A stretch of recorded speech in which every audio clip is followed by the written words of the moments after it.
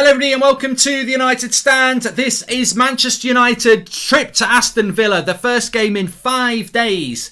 3 games for Manchester United in 5 days. It's a real ask, and it's going to be very interesting to see how Solskjaer approaches this. I don't feel that top 4 is in jeopardy, of course. I don't think anything like that. Maybe second place is in jeopardy, Chelsea beating Man City yesterday. But look, it's going to be very interesting today, and I think that obviously I don't think Villa have got Grealish, which makes it slightly easier, I suppose, but it doesn't make it. We still played on Thursday night. We've still got to play on Tuesday night, and we've still got to play Thursday night. So there is a lot of there's a lot riding on these games, and I think that I'd be very interested in. I know that in relation to the team news, we understand that Dean Henderson is starting, which I've got no problem with. I mean, I think as long as De Gea starts in the final, because he got us to the final, I can live with that. But the Glazer's out. Yeah, Grealish is out. But I think that what I would do in this game, and I want to talk about the Glazers in a minute, because there was some big story last night about how United have lost a sponsor for a kit sponsor, which is very interesting. But I think that with regards to the team, I don't know how many of you would approach it, but what I would do in the game today is I would pick a strong team today, and then I would go with a weakened team on Tuesday, and then a strong team against Liverpool. I think, because I don't think we play again until next month. When's our next game after Liverpool? We're not playing like Saturday, Sunday. I think we've got a bit of a break. So strong team today, strong team against Liverpool, reserve team against Leicester. And look, the integrity of the tournament is jeopardised. And if we've got West Ham fans watching, or Liverpool fans watching, or Leicester fans watching, tough shit. You know, it's not us. Blame the Premier League. We cannot put a strong team out in all of these 3 games. Therefore, Manchester United's integrity in these 3 games is under scrutiny, because we cannot play West Ham, we cannot play Villa, Leicester and Liverpool in the way that we want to play them. In a 38-game season, you should be able to put your strongest team out if you want to. And we cannot put our strongest team out in the next 3 games. So somebody's going to get an easier Man United game, aren't they? Doesn't mean we'll win the games where we play the strongest team, but, you know, that's the way it is. And I just think that the logical thing is to play a weakened team against Leicester, because even if you can't put a weakened team against Villa and then play your strongest team against Leicester and Liverpool. Or maybe you could, maybe you think you can, but I don't think you can play 2 games in 48 hours. So I think today is the day that we can put out a team that is strong, and we'll see how we go from there. I do want to talk about. I don't have any other breaking team news at the moment. If anybody does, then we'll pick up on that, of course. But I do want to talk about.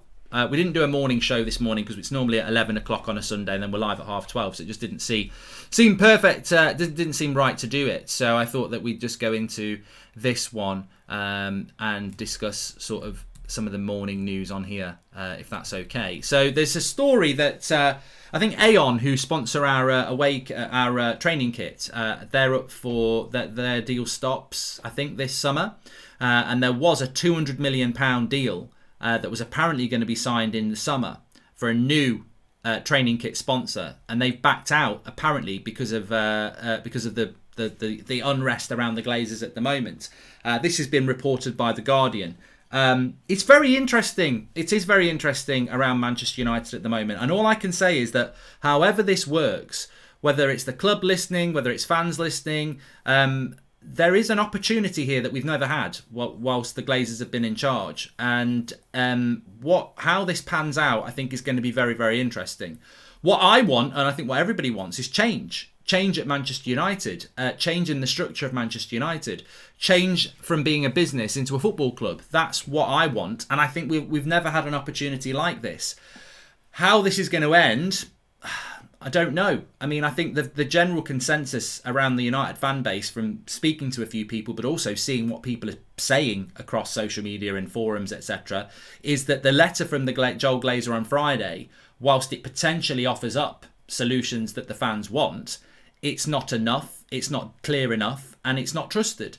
So therefore, the things will continue. I mean, I've seen something that's going to happen probably in the next 24 hours, which is something all of you can get involved in, that is going to be very, very restrictive on people who put money into Manchester United. Now, they may not bother about it, but it's certainly going to impact on them.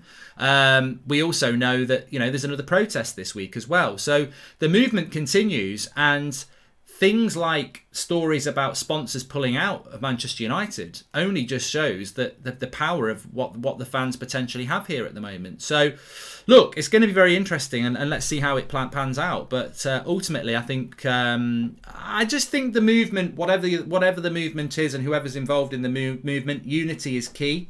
But also, this is about Manchester United Football Club being a football club again. That's what it's about. It's not about anything else. It doesn't need to be about anything else. It's about Manchester United Football Club being a footballer club again. And I think we all agree that over the last sort of 16 years, too much has been about money. Too much has been about taking money out of the club. Too much has been about not really investing as much in the club. And that's what we need to change. 4-2-2 next season. Hendo, Wan-Bissaka, Varane, Mengi, Shaw. You've lost me on my already. I'm sorry. You're talking out your arse there. I can't read that team out because it's not going to happen. Mengi's not playing next season, is he? Mark, do you see Chelsea threatening second place this season? Says Watkos. I don't. I really don't. There's not a protest at Villa because it's away. We are apparently with the protest Thursday for Liverpool, but we are at home on Tuesday against Leicester. I don't think there's a protest for that one. We'll obviously let you know when things are confirmed, but I'm pretty sure there is one on Thursday, 6 o'clock. Old Trafford. Leicester needs to be the break for the starters, just hoping this busy schedule doesn't throw us from form and doesn't produce injuries, says Daniel Luciano. And that answers my previous point about, do you think second place is in jeopardy? I personally think that second place is only in jeopardy because of the Premier League. Now, it's funny, I put a tweet out last night saying, realistically, Manchester United have Liverpool's Champions League hopes in our hands. Liverpool won last night. They're on 57 points with 4 games to go. They can only get 69 points. We're on 67 points with 5 games to go.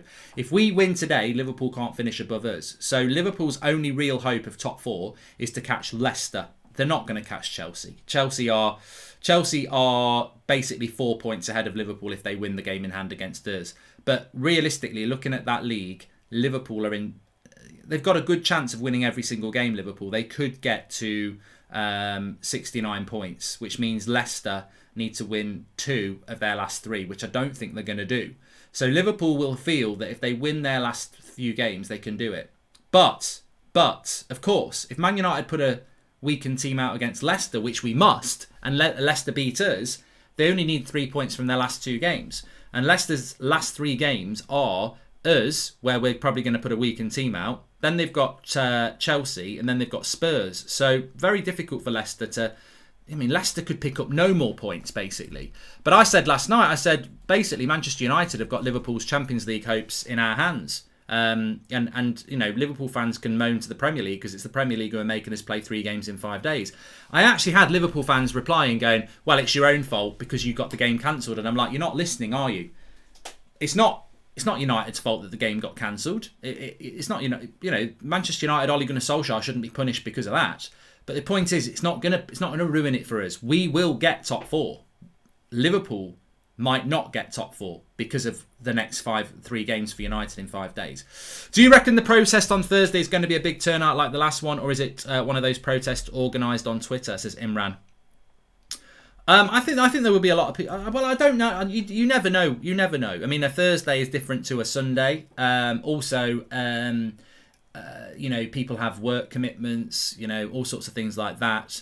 But on the other hand, and some people would say, well, the first protest is always going to attract more people than the second protest. But then you look at the impact of that protest and you look at these stories about sponsors and you think, well, actually, maybe people will be more galvanised to go to another protest. Maybe people who didn't go last time will go because they can see that this is showing, this is making a big difference. So, you know, maybe there'll be more people there. Mark, given the fixtures this week, how many games do you give a pass, say, lose this week? And great job with the work, says Troy. I mean, going back to that question about do you think that Manchester United's chances of getting second place are in danger? We've got 67 points. We're 3 points ahead of Chelsea, but we've got 2 games in hand. I think we will get second place. If you look at the games that we've got left, we should get second place. The fixtures that we've got, realistically, I'd expect us to beat Villa today. I'd expect us to not get beat by Liverpool. I'd expect us to beat Fulham, and I'd expect us to beat Wolves. So I think that we've got a really good chance of getting second place now. I think it will be Man United second, Chelsea third, and take your bets on the other one. Even Manuel says, what should I do about my girlfriend? What she done even? And Mark, given the fixtures this week, how many games are you going to guess? Do I think we'll win all 3 games? You know what? With Ollie, I would never bet against it. I really wouldn't, but we really shouldn't be winning all these 3 games. I think you go hard today. You go hard today, and then get the 3 points today against Villa, and then Leicester, Liverpool take care of themselves, because they're going to be the games that are going to be harder, because they're harder fixtures. Leicester and Liverpool are better than Villa, but also the fatigue and the changing is going to happen. So I think today United need to go into this game and get the 3 points. But can I just say as well, we had a hard game on Thursday. We played Thursday night and it was a hard game. People are forgetting. It's almost like we think we're starting today. We played literally 2.5 days ago, 2 o'clock on a Sunday, and we played 8 o'clock on a Thursday in Rome. There's not been any, the people will be tired today as well. So Daniel Luciano says, I'm very happy with the second Europa League, excited for today, but honestly, if reports are true, do feel quite let down regarding De Gea transfer reports. Well, I read this morning, we were talking about De Gea last night, I read this morning that United are thinking about doing an Alexis Sanchez with David De Gea, whereby they send him on loan in the hope that the team that has him on loan will buy him in a year's time. And I'm like, what's going on at this football club? Why have we got so many prats running it? Like, what are you talking about? Putting Alexis Sanchez into the same sentence as David De Gea is a total and utter violation. I mean, Alexis Sanchez was shit and he cost a lot of money and we had to get rid of him. So we had to pay somebody to take him on loan. David De Gea is a world-class goalkeeper. We don't have to send him on loan to somebody. And why? I mean, look, I'll take him on loan at bloody Solihull Moors. Like, who's winning the lottery and getting David De Gea on loan? Because we'll be paying his wages. So why are we giving David De Gea to somebody on loan? Like, if he's going, which is questionable whether he should, if he's going, we sell him. You cannot put him on loan and pay his bloody wages. What sort of twat move is that? I mean, I tell you what, if that happens, I'm going to lose it, because it's just bloody stupid. If De Gea goes, and I don't want him to go, but if De Gea goes, then he needs to go and we get 40 million or 50 million. But you don't send him out on loan, because we're going to pay his wages to be on loan. I mean, that's just crazy. I mean, whether Henderson should be number 1 or not, look, let's have that debate later on in the summer. But I mean, there's not a lot in it for me. There's not a lot in it. So it's not even treating De Gea badly. To let him go and go on loan would be stupid. Absolutely stupid. I have seen the boards to stop fans around Old Trafford, Ben. I've seen that they're putting stuff up. Apparently, no Ahmed on the bench. Mathematically, United can still win the league. Yeah, well, we do need to do that. And Greenwood and Henderson are starting.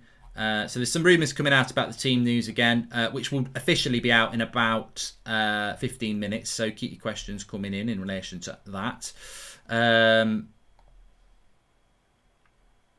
So apparently we've got an early team news of Henderson, Lindelof, Maguire, Shaw, McTominay, Fred, Rashford, Bruno, Pogba, Greenwood. So that's early. Well, so I'm very, very close again with the predicted team. The bench would be De Gea, Williams, Bailly, Twansebi, Tellez, Matic, Van der Beek, Mata, Cavani. Which means Cavani would start the game on Tuesday, I presume.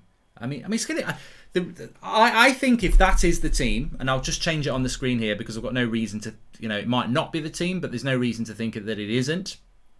If this is the team to play today against Aston Villa, and then he cannot pick these players on Tuesday. Surely not. Surely not. So it's going to be very interesting. But I think he's gone with the right team here. I do think he's gone with the right team here. I really, really do. Rest Cavani till Thursday, says Kian McDonough. You could, you could do that. You could do that. But we'll see. We'll see what happens with that. Cavani needs to play against Liverpool, says Joa. Yeah, I mean, look, Cavani will not. If Cavani starts against Leicester, he won't be playing against Liverpool.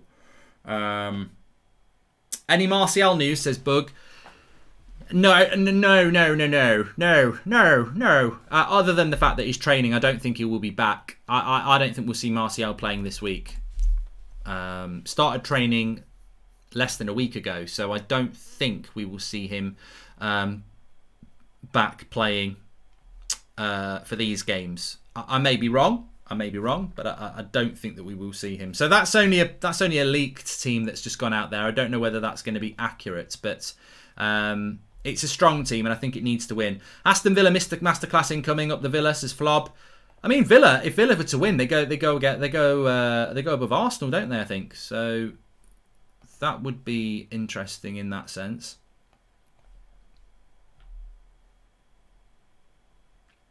Where's the team come from? I think Pratthurst has leaked stuff out again. So.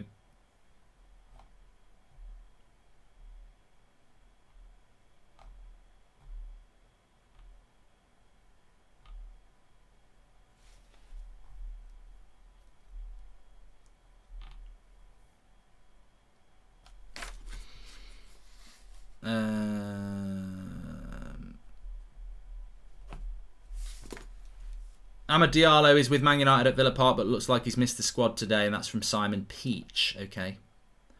And Paul Pogba starting for Man United. He's doing the pre-match interview. That's also from Simon Peach as well. Lovely weather in Birmingham today, which is obviously where Aston Villa are. So it'll be nice conditions. Villa will be fresh. They will. They will be filled. Pogba's definitely starting. De Gea, Wan-Bissaka, Bailly, Maguire, Shaw. Oh, that's from Thursday. Sorry, don't get excited. That's a Thursday team. Sorry, I'm just reading a few DMs that have been sent to me here.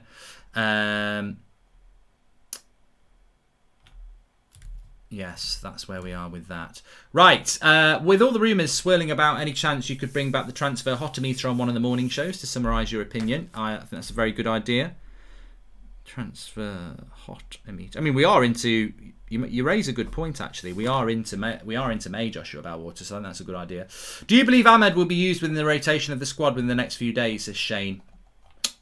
I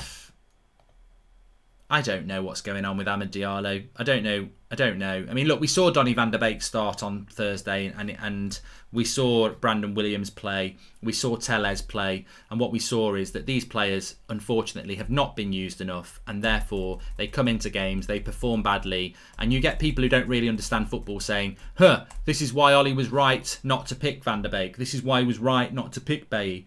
And then they don't actually see that one of the big problems with why Williams and Tellez and Bailly and Van der Beek didn't play particularly well on Thursday is because they've not been used enough. They've not been used enough. And you throw them into the business end of a season and expect them to just hit the ground running when they've not been, they've got, their confidence will be low, they've not been used enough. And I think that's the problem that we'll probably see with Amad Diallo is that, so many people think Amad Diallo is a future... future top 10 in the world sort of player. And so many people think that, and then he doesn't actually get used. I would hope that we see him over the next couple of days, but I don't think we will. I mean, I think you can put a team out against Leicester that's not... you look at that, what team do you think he'll pick against Leicester? So, he could put De Gea in goal, he might stick with Henderson, but ultimately, I think... I still think he will try and play Maguire in 3 games in 5 days. I still think Bruno will play 3 games in 5 days. I don't see him completely picking a different team against Leicester. I think he will try and play them 3 times in 5 days. So I don't think we'll see Amad Diallo, to be fair. Mark, do you think the My Protein deal off is good for us? Plus, what do you think about Wolves versus Brighton? Have a great day, says Rath Tony. I don't know what the score is, mate. I've not looked at it. Is there any way we can give a team rating on the player rating, says Ian Hanley? I don't know what that means. You've lost me there. You might need to explain that a little one.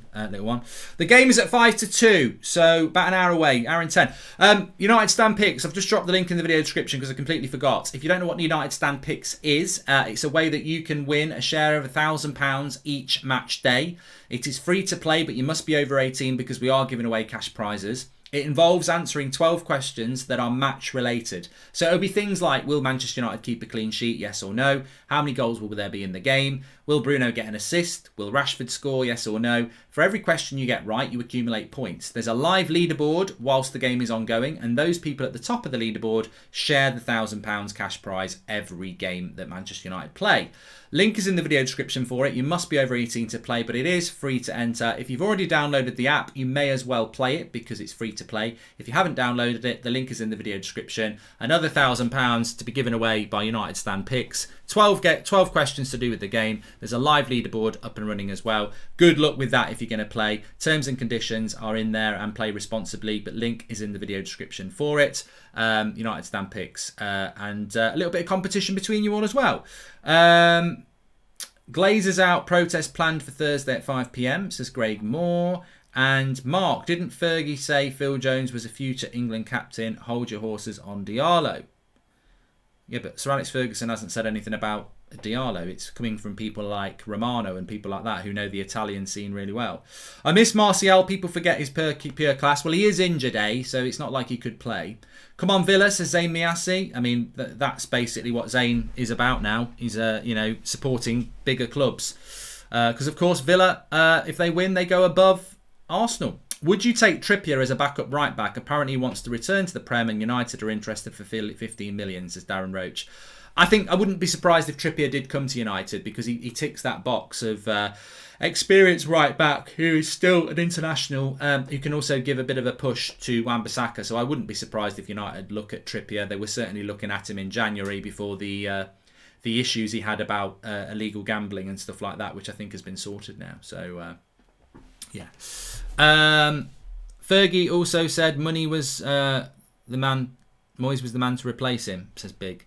And Trippier will overtake Aaron Wan-Bissaka, says Annie. Well, I think that you look at Tellez came in and everyone said that's the end of Luke Shaw, and actually it's galvanised Luke Shaw into one of the best left backs in European football. So you know what, it could be somebody that can compete with Wan-Bissaka and maybe take his spot. Or on the other hand, it could be somebody who gives Wan-Bissaka some motivation, really. I mean, I don't think that Wan-Bissaka needs much motivation, but what I'm saying is I think competition for places can improve players. Mark, are you going to do the watch along for West Ham? No, Numair, I'm not. And Henderson again, says Aryan, for fuck's sake. Look, I've got no problem. I think Dean Henderson being in goal today was always going to happen. I think some people are moaning about it, but I think you've got to have the, I don't want to see division in the fan base. I don't want to see that. I think that the media has tried to create a division between our goalkeepers, but I've been very consistent for a long time.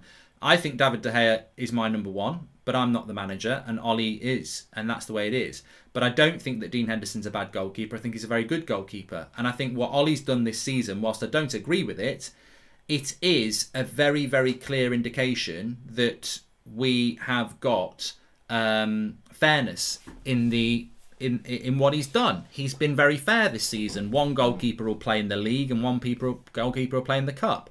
David De Gea played in the cup on Thursday, so Henderson was always going to play today. It's as simple as that. David De Gea is my number one, says Paul. I mean, look, the most important thing is that David De Gea is... somebody's just said, could you not give a team rating overall? I think the team rating is why we have Solskjaer. So on our player ratings, every player after the match you can vote for on the player ratings, and I go through it on the match reaction. You mark every player out of 10, 6 being the average. But there is a mark for Ole Gunnar Solskjaer, who basically is the Manchester United team rating anyway. Is it true that David De Gea could be dropped for the finals? Says Salah Ahmed. There is already a movement to get David De Gea dropped for the final. I've seen it mentioned by a couple of media outlets already that there was a story today. I don't know whether it was in The Athletic. I think it might have been Laurie Whitwell saying that Ollie is minded to put De Gea in goal for the final, but there are people within Manchester United who'd rather Henderson play. As I said before, a turkey doesn't vote for Christmas. Who are these turkeys in the United dressing room who are basically throwing De Gea under the bus to, take away the pressure from them? I would always say this. If you speak to any Manchester United fan, I'll guarantee them, if you said to them, where do you think the problems are in that United team? They're going to say two areas. They're either going to say the centre-back pairing or the midfield pairing. They're not going to say the goalkeepers. So why are players saying they want Henderson over De Gea? Why has Henderson and De Gea become such a big issue in the last couple of months? My personal feeling is it's scapegoats. Let's get it into the media. Let's get it out there. Let's deflect the real issue. Who is it that's building up this De Gea Henderson thing in the United dressing room? Because I think all they're doing is distracting from the real issue. The reality is we've got two fantastic goalkeepers. Let the manager sort that out. Players should not be sticking their nose into the goalkeeping situation, because any United fan knows that the situation at Man United is not the goalkeepers. It's other areas. So why are these players piping up about the goalkeeping situation? Because they're deflecting the blame from where it really should be. Say hi to JG, Paul Macker and Liam, the Don, please, says Liam Macker. There you go. And lineup confirmed via Rockstar on Twitter, says Farah. And Mark knows who it is. Remember when he said his insider knows what goes on in the dressing room? Yeah, but I'm not going to... I think that's counterproductive to do that. I'm not going to start... We are having a very good season. We're second in the league, and we're into a Europa League final. I don't think it's a great season, but it's a good season. And I think that I don't want players to be, individually, scapegoated or anything like that. But I do feel that, on the other hand, De Gea has been scapegoated because somebody is leaking out stuff that shouldn't be coming out. And look on Thursday night. De Gea is such a bad influence on the team, and yet you're in a bloody final because of him.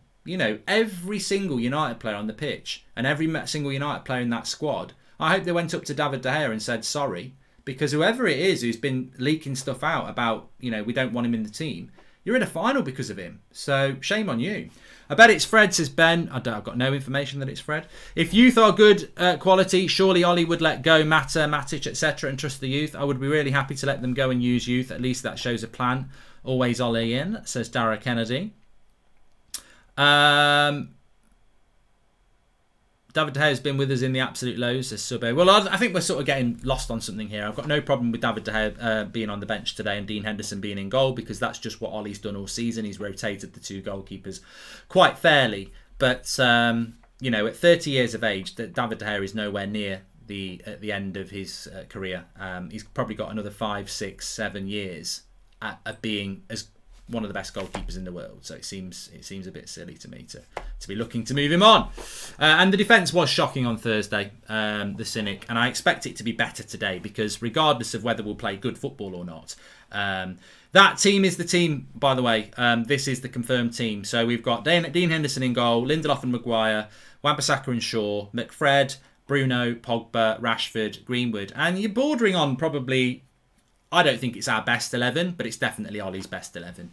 And I think that, as we saw on Thursday night, I don't like McFred in the midfield, but ultimately we know why we picked them, and we picked them because they do a job of protecting our centre-backs, and if we play one of them, then we get exposed. So it's counter-attack, whatever you want to call it, but, I hope that we see a good game today. I hope we see an expansive game from Manchester United, because I still put that question out there. Can you tell me the last time that Scott McTominay and Fred played well as a pair? And I think it was Leeds. And when I'm talking about a pair, I'm talking about, against Leeds, McTominay actually had licence to run past Bruno Fernandes.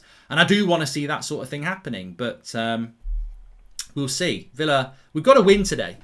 Joe Richard says, Glazers out, let's keep it going. And did you watch Fair City when you lived in Ireland? Says Darren Roach. I don't think anybody watched it when they lived in Ireland, Darren. I think it was generally considered to be a bit shit. I've got no problem with McFred playing, by the way. Can I just shock you? I don't really have a massive problem with them playing, because I think what we've seen is he has to pick them. He has to pick Fred and McTominay, because if he picks Fred and Pogba, they just get bypassed. Same thing's going to happen with Van der Beek. Matic can't do the job on his own anymore. We pick McFred because we haven't got a CDM, so he has to pick two players to do one player's job. And that's just the way it is. It's not ideal. It's not pretty on the eye. It's certainly not going to make us win a title anytime soon. But if we're absolutely honest with ourselves, I have sympathy towards Ollie on this, because what is he supposed to do? If he picks Pogba in the midfield pivot with Fred, the same thing will happen as what happened on Thursday. They'll get through our midfield and they'll get at our centre-backs. If he picks Matic and Pogba, Matic, same thing's going to happen. He has to pick McFred because they're the only two players that he can trust to sit there and shield the back four. And that's why we do it. I don't think they're very good at it, but I think they're the best two we've got at doing it. Ollie's best side, hope he makes substitutes early, says Mikael Roach. I think the fascinating thing for me is that what is he going to do over the next, over this game, but over the next 3 games as well? What is he going to do? 3 games in 5 days. How is he going to do this? Is he actually going to try and play... Is he actually going to play...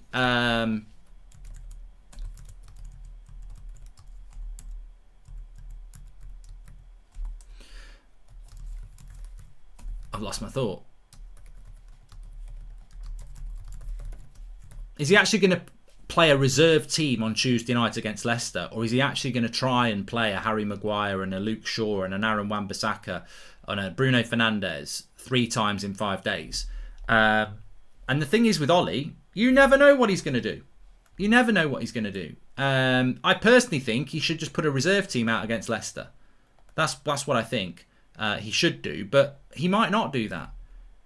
He may go with, he might try and give Harry Maguire his record and play him 3 times in 5 days, which I think is, as I said before, it's career suicide. But look, after the Liverpool game, we have got a break until the Tuesday. So basically what's happening is we've got Villa today kicking off in an hour. We've got Tuesday night at 6 o'clock, we've got Leicester.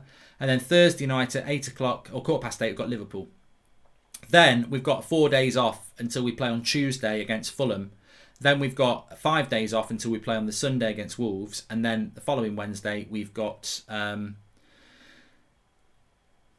Villarreal in the final. And that's the end of the season. At the end of a relentless season. So, we have got a bit of a break after these 3 games. I'm happy with Pogba on the left, but I hate McFred, says Annie Bro. And I think, I do agree with you on that, Annie, but I just also think that what else are you going to do with that midfield too? He's played it for a very long time. Ollie has to pick McFred now, but that should not be an excuse for the board not to buy a CDM, says Aditya. I would love. And what I will say this as well, I said it last night, I should have said it at the start of the show, to be fair. Let me just have a quick stretch here. Manchester United are definitely going to spend money in the summer. They're going to spend money in the summer because they have to spend money in the summer. They don't want to spend money in the summer. And I think if we hadn't had the European Super League and the protests, maybe they just would have done what they did last year and not really spend anything. But they know they've got to spend money this summer. They are panicking. And nobody's exposing any inner secrets of Manchester United here. They are panicking. They know that the fans are very, very unhappy, and they know that they've got to try and make them happy. It's, that we are run like a business and not a football club, but whether you run like a football club or a business, there are principles that are exactly the same. When your customers are not happy in a business, you've got to do something to make them happy. When your fans are not happy in a football club, you've got to do something to make them happy. So whether you hate the Glazers, and many people do, they are going to buy players this summer because they're being forced to buy players. Your attitude, your protests, your dissatisfaction, your demand for change is going to drive signings this summer that maybe the club weren't going to make before all this happened. I just hope, and I'm not saying, let's call a spade. A lot of people are saying that if they make signings, so bloody what? They're just backtracking to try and, PR spinners, whatever. Well, that may very well be true. I wouldn't disagree with that, but it still doesn't mean that we shouldn't take the signings. My granddad always said to me, if somebody offers you something and you quite like it, don't not take it on principle. Just take it and then still keep your principle. We can still have Sancho and Declan Rice and still say get out Glazers. So I hope that we do buy some players this summer, and I just hope that if they're going to buy. To cut a long story short, I really hope they don't go and do what would be typical of this football club. Let's go and make a big, massive signing to make the fans happy. Yeah, let's spend 150 million on Harry Kane. And I'll be like, oh, for fuck's sake. That 150 million could have been spent on Declan Rice and Varane. And when they do spend money, I hope they spend it on the right players. I hope they just don't go, let's go and get a big, shiny, new Galactico signing to convince the fans, because that would make it even worse for me, because that would show their incompetence even more. That when they do go and spend a load of money, they spend it on the wrong thing. So I really hope that we sign a Declan Rice and a Varane before they think about it. I mean, look, the ideal summer for me would be Sancho, Rice and Varane. That happy days, no striker, and those three players. That to me would be a very good summer, whether we had Sheikh Mansour in charge or whether we had the Glazers in charge. So I hope that can happen. Obviously, I don't think it will. I think Ollie is also listening to heart like us rather than brain. I think he wants to go full strength to win every game if City slip up, and we may win the Premier League. So Sheikh, well, yeah, you've got to try. And sorry for my ignorance, says Matthew, but how did Leicester win without a Man City's budget? Can United do what they did without spending 100 million on whoever, says Matthew. Leicester's scouting system is fantastic. I mean, apparently they're going to get Babakari Samari now. So, they have got a very good. I mean, look at the players that Leicester have brought in over recent years: Kante and Ndidi, Fofana. They're now going to get in what's his face, Samari apparently. So it's good.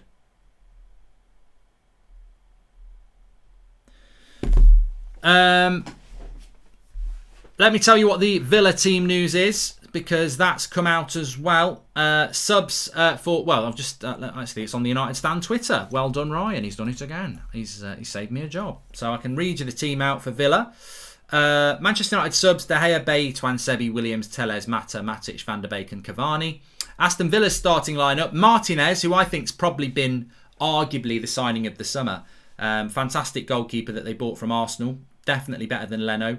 Martinez, Cash, who's a good right back. Konza, Mings, Targay, good back four. Douglas Luiz, McGinn, Barkley, Traore, Algarci and Watkins. It's not a bad Villa side. Mid-table compared to relegation battlers last year. Obviously, they're not the same side without Grealish in it, but they're still a good side. And I think if they had Grealish, I'd be a little bit more worried today. But they're a well-organised side. They're a decent side. I'm going to go 2-0 today because I didn't do the preview. Flex did the preview. So I'm going to go with a 2-0 win for Manchester United today. But it's got the potential to be a difficult game simply because Aston Villa will be more energetic than us. They've had a week off, haven't they? And we've played on Thursday night, and it was a very demanding game, to be fair. So we have got to be a little bit careful about today. Obviously, yeah, still some people are talking about still winning the league. We're not going to win the league because Man City only need one win. But while it's technically possible, you've got to try. You've got to try. Let's have a look at what people are saying in the chat. Please subscribe, by the way, bottom right-hand corner. You're very welcome. We are live every night at 8 o'clock, and we will be live at 8 o'clock tonight with the Fan Forum. Also, every morning at 10 o'clock with the news show. So subscribe, bottom right-hand corner, and get involved. You are very, very welcome. Also, don't forget, in the video description, we have got United Stand picks again for the match today. £1,000 cash prize pot. You can win that by playing United Stand picks, but you must be over 18 to play, and please play responsibly. The reason for that is because we are giving away cash prizes, so you've got to be over 18 to win that. £1,000 cash prize pot, 12 questions, all match related. There's a live leaderboard once the game kicks off as well. They're all in-game questions. So it'll be like, will Rashford score? Will Bruno get an assist? How many goals will be scored? Things like that. If you've already downloaded it, you may as well play it because it's free to play. If you haven't downloaded it, links in the video description, and good luck to that. Targay is a good French left-back. Need to keep an eye on him, says Big Dick Inns. And also... why is Jamaica blocked, Mark? I don't know what you're talking about, Chatwan. I've heard you ask this a million times. What are you talking about? There's a tweet from Fabrizio Romano. Let's go to this and have a look what he's saying.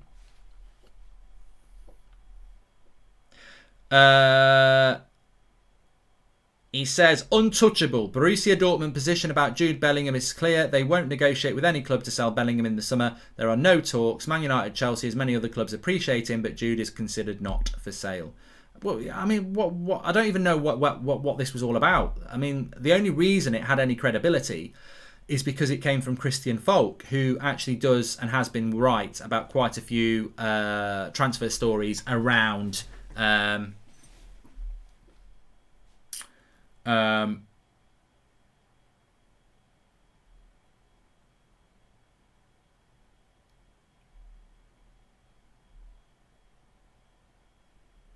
around Dortmund. So yeah, it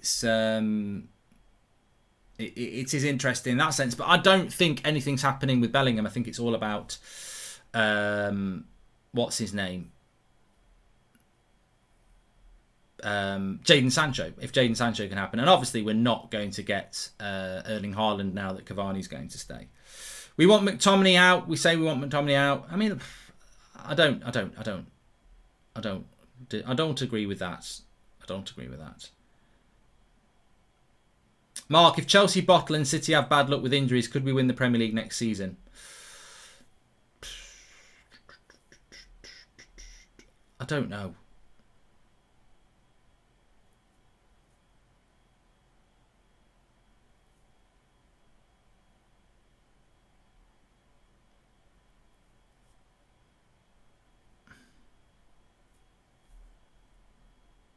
Apparently, I've been baited by something. I can't understand why. Well, explain it to me in the chat then why I've been baited, because it still doesn't make any sense to me. I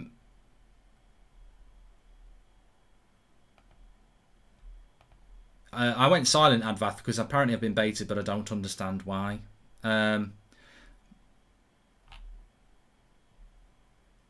McTominay, Fred, James and Martial out, says Charles.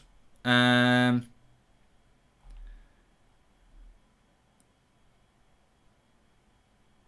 Big Dickens, yeah, okay. That wasn't baited or trolled. I knew what it was. I just thought it was a bit boring, so I just said it. You know. Hi Mark. Have you talked about the 200 million training shirt sponsor deal we've reportedly missed out on with My Protein because of the fans' protests? Says Tim Jones. I have spoken about it, Tim, and it is a rather significant thing. This has been reported by The Guardian that United's training kits sponsorship with Aon is coming towards an end. And a new sponsor, My Protein, we're going to take it over in July. But apparently they've pulled out, which is a £200 million deal. And they've pulled out because of all the negativity around the club at the moment. Obviously, there's a lot of United fans who've been contacting sponsors. I use the word contacts. I could have used a few others. And basically saying that you're funding the Glazers. So I suppose a new sponsor is like, do you want to be unveiled as a new sponsor for the... The last thing you want to do at the moment is be unveiled as a new sponsor for Manchester United. I mean, Team Viewer are going to be the new kit sponsor. I tell you what, there'll be a few squeaky bums going around Team Viewer at the moment because they'll be nervous. They will be nervous. It's squeaky bum time because they'll be like, well, you know, we've spent a lot of money on this shirt sponsorship, and there's never been so much negativity. I am doing Grand Theft Auto tonight, Urban, so check me out on Goldbridge TV, Twitch. I will be live tonight. Might be a bit earlier, could be like sort of 7 o'clock, but I will be live tonight. If you buy the new kit, you sponsor the Glazers, says Subbo. And why is Ahmed not on the bench, says Lord. I don't know. I mean, look, a lot of people have mentioned with Ahmed that obviously he's fasting at the moment. So, you know, being a young lad, maybe that's the decision behind it. I don't know. I can't really comment on something that I've got no idea about. Although some people say you do it every day. Are you on No Pixel Grand Theft Auto server, Stephen? No, I'm not. I don't know how you get on it. Ollie's going for the top 4 confirmation with this team, says Nitesh. I agree with the team that he's picked. Well, look, I tell a lie. I agree with him going strong today, and he has gone strong. Whether that's the team I would pick, well, look, every day, every Man United game we're there, like, is that the team we would pick? So, you know, I'm sure we've all got different teams that we would pick. But he has gone strong. Now, what I would expect to see happen is that you can't go strong against Leicester and Liverpool because we're playing Leicester Tuesday night and Liverpool Thursday night. So I think that he will have to pick a reserve team on Tuesday. Although he could gamble, pick a strong team on Tuesday and think, well, it might get called off on Thursday again. Mark, do you know whether United will go on international tour this summer or will they stay home? This is per Eric Klassen. I had heard the rumour about a training camp in Gibraltar or something like that. But I don't know about a summer tour. I suppose it's very difficult to do tours when the world is in such a different situation with COVID. So I don't know. I'm sure United would like to do a tour, but we'll see. It normally does get announced by now, though. You're right. Mark, does Ollie think that some players are Superman or their alternatives are just not good enough? He refuses to rest more than half a team, says Bo. And Mark, do you fear points deduction if the fans cancel the match again, says Mario.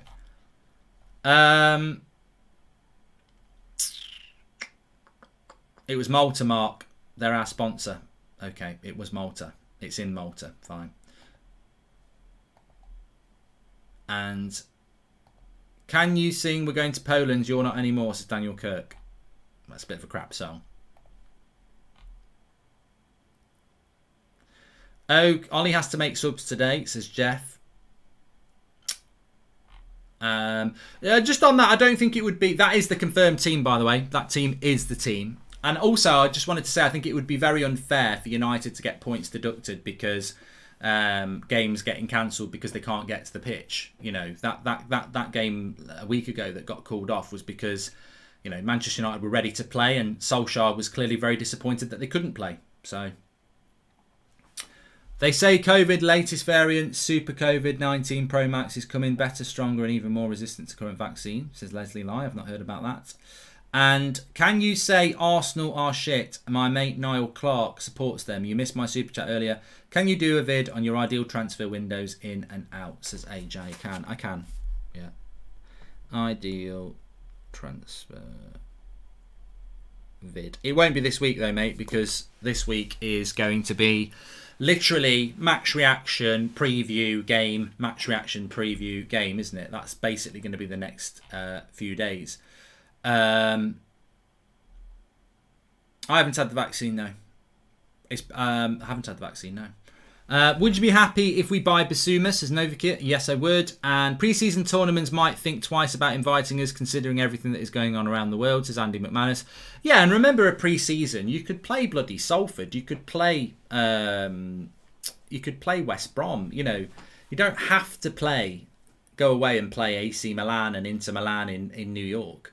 The reason that's done is because of money. And if you can't get fans in the ground, why would you go and do it? The whole point of those friendlies going on the other side of the world is, unfortunately, it isn't to just, you know, go and meet and greet your foreign fan base. It's actually to go and make a load of money because those stadiums get packed out.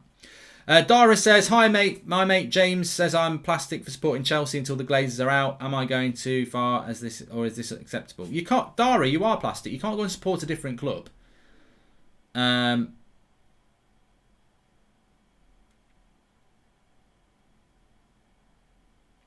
Aidan says apparently we're playing Hibernian in Malta. I've got no idea about what's going on in Malta. I've not really took any notice about it.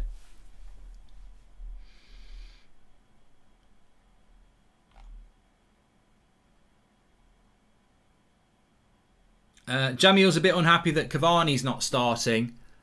Well, I think Cavani's got to start against Liverpool on Thursday, so maybe Cavani is not... Remember, Cavani played on Thursday, and Cavani, as Ollie has said many times before, knows his body really well. So maybe Cavani has said that, look, I played on Thursday, it's probably not a good idea that I play today. And look, you know, everyone wants Cavani to stay. I think everyone wants Cavani to stay now, but let's not pretend he's not injury-prone. He is. He's been injury-prone at United, and he was injury-prone for the 18 months before he came here. So... You know, people saying, well, Cavani should start. He played like 2.5 days ago. I don't think he's probably not a good idea to play Cavani, that much. Same team, different day. Don't understand not rotating, says Noah. And Loopy, thanks for becoming a member. You can become a member by clicking the join button and you get a badge next to your name like David Lee's got there, which changes every month. And Ricky. And thanks to everyone for supporting the channel and becoming a member. Mark, do you see us going for Grealish this summer? Also, which team do you think would go for him if not us, says Anurag? I think there'd be plenty of people going for Grealish. Thanks for the super chat, William Reynolds. There's talk of Man City. I think Arsenal would love him. I think Spurs would love him. I think Chelsea probably don't need him, but they would like him. Maybe even Liverpool would like him. So I think there's a lot of players that would like Jack Grealish. Whether he comes to United or not, I know Ollie really likes him, but I don't know whether that'll happen. Sherwan's a member, and he says, "Hi Mark from Malaysia, big up to you. Kickoff is in 40 minutes, 2:05 kickoff. Love your content," says Shawin. Thank you very much. What's the news about Cavani? Can you repeat? Can't find anything online. He's going to sign to stay at Manchester United very, very soon for another year. I think Ollie had hoped. Apparently Katy Perry's at Villa Park today. Why? I don't know. But maybe she likes Jack Grealish. I don't know. I've got no idea. But Ultimate Collector says Jack Grealish ain't going anywhere. Well, if you watched my video last night, there's probably a good reason Grealish won't go anywhere because, thanks for the super chat, Joseph Tyrrell. There's probably a very good reason he's not going to go anywhere because he has got injury issues, hasn't he? So, that may be the problem. But on Cavani, I expect he's going to sign a new contract very, very soon. Obviously, he's not starting today. But if I correct me if I'm wrong, I'm pretty sure that he did he not play? I know he played on against Roma, but how much of the game did he actually play against Roma? Did he play the full 90? Let's have a quick look.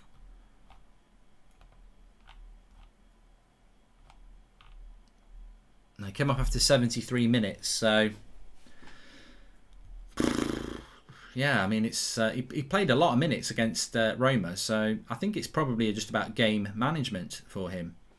Bruno played 84. Van der Beek and Greenwood played. I mean, Greenwood played 90 minutes on Thursday night. Fred played 90. Pogba played 64. Maguire played 90. Wan-Bissaka and Shaw played 45. So, bit of rotation on Thursday. Thanks for the super chat, Renate. She's got a little sticker there. And also, Mark, do you see any danger in the 50+1 model? I mean, the German league is not very competitive, and it seems that they are very careful with transfers. Danger or less investment, says Per-Erik Klassen. I don't think from a Manchester United point of view there's much danger of a 50+1 when you consider what's going on with the club at the moment. Obviously it might have an impact on other clubs if it comes in and happens. I don't think it will happen. Grealish is not playing, Reece. No, I don't think it will happen with I don't think the 50+1 will happen for the whole league, to be fair.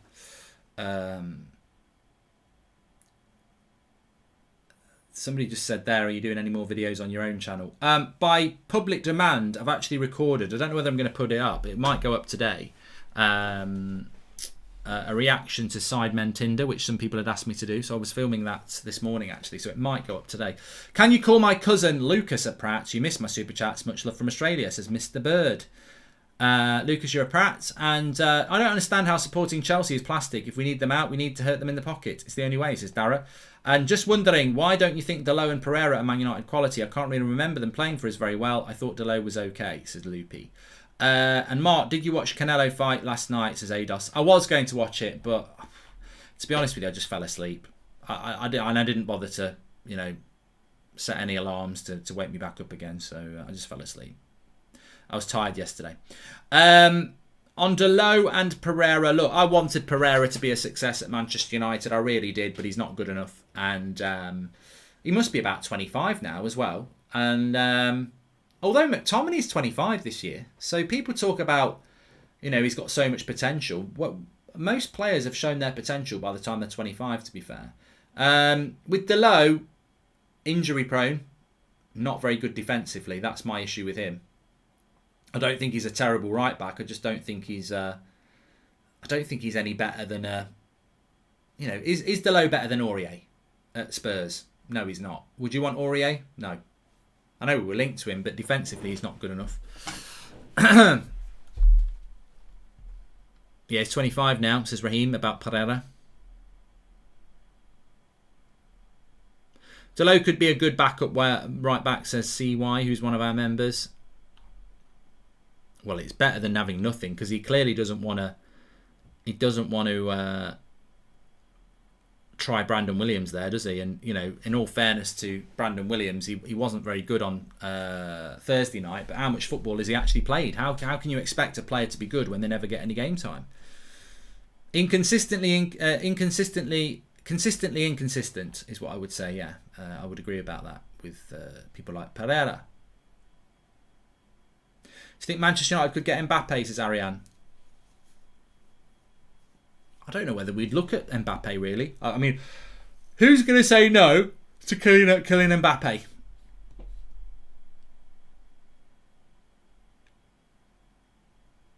I don't think Ollie rates Delo, says Franco. Oh, you're 100% right there, Franco, who is another member, because I can see the badge next to his name. You're 100% there, right, Franco. Ollie doesn't rate Delo. It's well known. He doesn't rate him. If you remember towards the end of last season, he was putting Fosu Mensah at left back instead of playing Delo there, who can play at left back. So he doesn't fancy Delo, and that's absolutely fine. You know, some managers don't fancy players that you do. Look at Ollie, and he's going to sell De Gea. I mean, ultimately, Ollie's the manager, and I like Ollie, and we're just going to have to go with that as people who think that selling De Gea is a mistake. But a manager must be allowed to manage. Am I the only one who doesn't want to get rid of Phil Jones? His problem, but he's our problem, would be like Arsenal losing Gunnasaurus, says Joshua Bowwater. You know what, in a funny way, Joshua, you're probably trying to be funny, but you probably... I sort of do get what you mean. I mean, Phil Jones is almost part of the furniture. You know, he is our Phil Jones, isn't he? He's always... It seems like he's been here forever. It would be a weird day when he's not, but God, I mean, would you want him starting for Man United? That's the problem. I mean, it's not just his injury record. He is a bit of a calamity, isn't he? Calamity Jones, as they say. Sean Reynolds says, do you think that Garner should be given a chance next year? Probably a bit controversial here. No. You cannot look at what's happened with Van der Beek, Brandon Williams, Axel Tuanzebe, Eric Bailly, and then say, yeah, let's get Garner here. Ollie has shown this year, and some would say last year, an unwillingness to chuck players in. He goes with what he knows, and he sticks with it. For most of this season, he's stuck with the same 13, 14 players. Not much rotation at all. Do you want Garner to do what's happened with Williams? Do you want Garner to come to United, train with the first team and never play for a year? That's no good for his development. He's 20. He's playing really, really well in the Championship. He needs to go and play 30 games next year. Will Garner play 30 games for United? No. Well, not on the evidence we've seen. Ollie doesn't do that sort of thing. So, you know, look at Diallo. He's you know, great player apparently. We've hardly seen him. Comes on and scores a goal against Milan. We never see him again. So I don't want Garner to be at United next year. I want Garner to be on loan at Brighton or somewhere like that. I want him to play 30, 40 games next year, first team in a Premier League side, and develop. Because I've always said you do not develop training with the first team. I would take a year playing for MK Don's first team than training with Man United's first team, because you need matches. That's what he needs. And I'm very excited about Garner, like many people are. But if he's not playing for Man United, he needs to be on loan. What do you expect our back line will be against Leicester? I've got a funny feeling he'll play Maguire. You know, I know he says, oh, it's, you know, you can't do it, this, that and the other. But I've got a funny feeling he will actually play Maguire and Bay against Leicester, because I've penciled him in. I've penciled him in for the Leicester game because he used to play. And then if he plays it against Leicester, he'll definitely play against Liverpool. So I've got a funny feeling Harry Maguire is going to end up playing 3 games in 5 days, which on many levels is dangerous. But I just can't. Can you see him playing Bay in Tuanzebe against Leicester? He should do. That's what he should do. But I've got a funny feeling he will not do that. And he will pick Maguire and Bay. Lindelof won't play. Lindelof won't play. But I think that Eric Bailly will.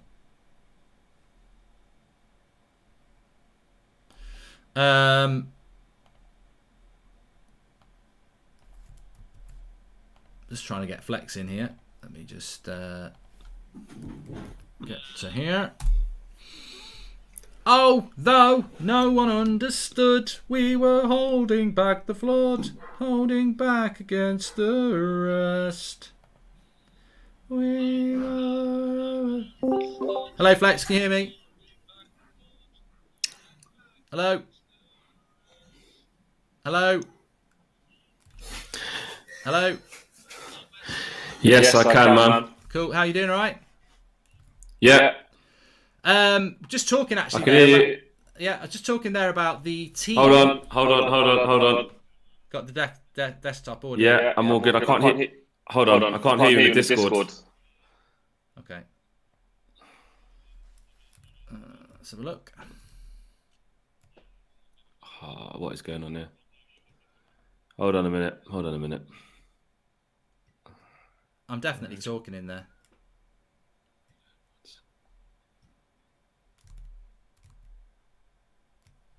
Right. You can hear me now, yeah?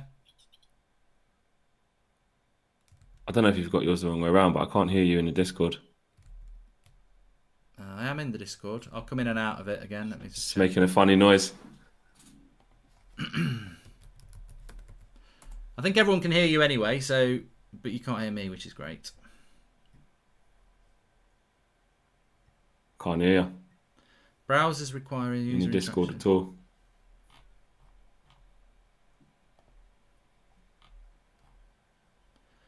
You can't hear me at all? Oh, now I can hear you. There you go. Yeah, okay. I just went in and out. That's all right. Right, sorted. Turning it off and on again. Turn it off and on. Okay, so we've turned the down there. Yeah, so we're just talking there, really. We'll talk about the team today, obviously, but obviously we know we're playing Leicester on Tuesday night, and we also know that we've got Liverpool on Thursday. Somebody just made a good question there. What team do you think he'll pick against Leicester? Because I think he'll obviously pick Liverpool. It'll be a strong team. I actually do think he's going to pick Harry Maguire three times. Can't hear you again, man. All right. Gone again. That's weird. We might have to scrap it then. What's going on? Don't know. I don't know. I can't hear you, mate. It's gone all mad. Sorry, everybody. Let me just give it one more try. It's annoying. Technology. Can't hear you. Browsers require user interaction before they will play audio. Just click OK to continue. Okay. There, I can hear you now. Okay. You can hear me again now. So did you hear any of what I said before? I heard you say something about Liverpool.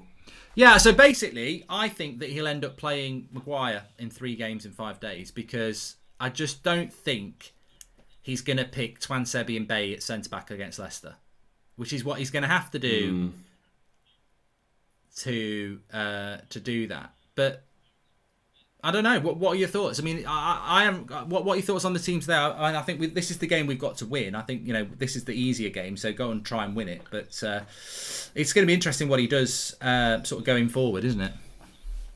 Yeah, I think the main concern, like you said, is this game. If we win this game today, I think even just saying second is secured. If we win this game, and obviously with the next game being Leicester as well, just avoid defeat to them, and you got to be strong again against Liverpool. He said, what did he say? I saw quotes. He said, "I promise you, there won't be any player who plays all 3 games." And I know Ollie tells a lot of lies. He says a lot of mad stuff.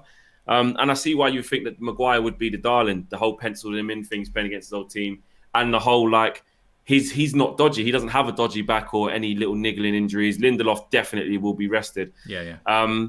But I don't know. I kind of got a feeling he will stick to his word, because he's so pissed off about how many games we've got to play in a short space of time, and to ask someone to play Sunday, Tuesday, Thursday. Even if you're Harry Maguire who plays all the games, you can't be doing that. You can't be doing that. Liverpool, especially if we win today. If we don't win today, I think it will change some of his plans in general. You know what I mean? I think he would want to just pretty much change most of the 11 for the Leicester game. That Leicester game, really, regardless of the result, should actually be just a clean sweep of changes with maybe 1 or 2 we have to play. But really, it should be a full of different 11 because it's so close, and then you got to go the game after. So I think if we win today, I actually believe him. I don't think Maguire will play. It's interesting though. I mean, look, we talk about play the strong team and go and win. I mean, we played Villa at Christmas, and it was that was the game I think where Eric Bailly made the block in like the last minute, and it could easily have been 2-2. I saw somebody on Twitter today talking about the title, because we could still win the title. We won't, of course, but they were saying, if you think about the Sheffield United loss and the late equaliser by Everton, and there was another one as well, we would have been in the league. And I sort of replied and went, look, you make a good point, but critics will say Southampton late winner. Fulham block late on from Bay, Villa block, Wolves last minute kick. So deflection. We're not title winners. We've done very well to get where we are. But Villa played well against us in that game. Obviously, there's no Grealish. They did, but they haven't played all week. And United very rarely, let's put our strongest team out and we go and win. We do win, but I don't think it's. I'd be very surprised if it's a comfortable 2 or 3-0. How do you think this is going to go today? Considering we played on Thursday. Considering we played on Thursday, considering it's pretty much the same team apart from Cavani and McTominay. Yeah. I think you can't just write Villa off. I know there's been no Jack Grealish. They got 2 wins in the last 7. They're they're a mixed bunch right now. They're a mixed bunch of performances, but they're always capable of giving you a difficult game. They usually do give us a difficult game. To be fair, last year we're still in lockdown when Greenwood scored that right-footed goal, and we kind of tore them apart, didn't we? 3-0 with ease then. But I don't think it'll be the same. I know there's no Jack Grealish, but I just think we're naive to think that, like you said, we can just put our strongest team out and go and blow teams away. We don't do it very often. And whenever we do blow someone away, like we blew Roma away in the first leg, to be fair, look at the way that we did it. It was weird. Like we were 2-1 down at half time. Like, we very rarely have a very comfortable game from minute 1 to 90. That's just not what we do with a dominant professional performance. I'd love to see that. A nice little 2-0 win, dominant professional performance. But and then, like you said, get the rest in for the players against Leicester, because we should be able to beat Leicester, or actually not definitely beat Leicester, because I think if he makes wholesale changes, God knows what the performance could look like against Leicester. Could be brilliant. But it's the fact of, exactly. But you just you give him the benefit of the doubt. It's almost like the Leicester game, especially if we win today, you're saying, listen, Ollie, we're not really holding this against you for the level of performance, what it looks like, even if we lost. I know that we've got a lot of good players. It's but, a ready-made excuse, isn't it, really? It is like flipping it, mate. You're asking players to come in who ain't played in ages. You already saw what happens when we take our fullbacks off and put Tellez and Brandon Williams in, who look rusty as hell. So if they got a start against Leicester, there's every chance they could have a difficult time just because they haven't been playing. But on this game, I think Villa will go for it. They have slipped off. That early talk of them maybe pushing for Europe is obviously gone now. But they're no mugs. They're no mugs. Well, and they're a very energetic side as well. I mean, just looking through their team then while you were talking, you've got people like Ross Barkley, Luis, McGinn. Their fullbacks are very energetic, Matty Cash and Watkins. Watkins is a lively forward who is quick. Yeah. Their wingers, they're typical Villa wingers, really. I think it's El Ghazi and Trezeguet, or Traore and Trezeguet. On their day, they can be real handfuls. So Traore can cause problems all the time. They could give us and obviously energetic, but not only because they're energetic, but also energetic because they've had a week off. So exactly. I've gone 2-0. I mean, I'd take that. It might be a little bit closer than that. Yeah, I for once I didn't go 2-1. I actually did go 2-0 as well. Maybe it was off the back of just being on a bit of a positive because we're in the Europa League final.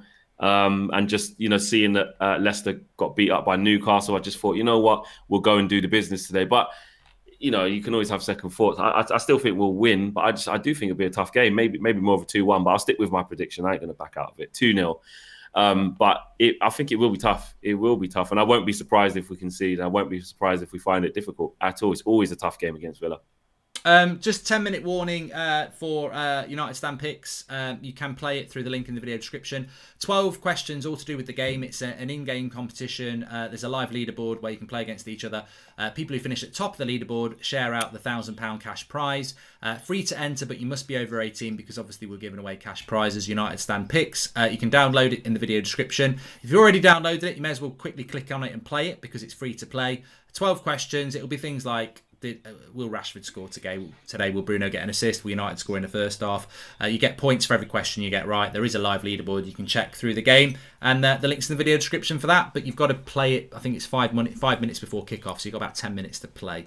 The fixture list it just exposes Ollie's tactics on player selection, says Pratosaurus Rex. An entire squad he is happy to use would make this more manageable. Also, in IMARC, do you feel we're not going to talk about that, William. And we will win the league next season. I said second this season, so we're going to win it next season, says Umia. Fair play. But no, going back to that comment there, I mean, I don't know. I do agree with the fact that Ollie should rotate more. And we spoke about this on Thursday, that he basically uses the same 13, 14 players. But I don't think even Pep would be able to cope with this well. 3 games in 5 days. Ollie should use the team more. And I think we saw on Thursday that people like Brandon Williams, they look so rusty because they've not been used. And that's Ollie's fault. That definitely is. But I don't think that is going to be a problem. We've still finished second with what Ollie's done. And I don't think squad rotation would help him massively with 3. I mean, you've got to basically play a different 11, haven't you, on Tuesday? It's not about rotating 2 or 3 players.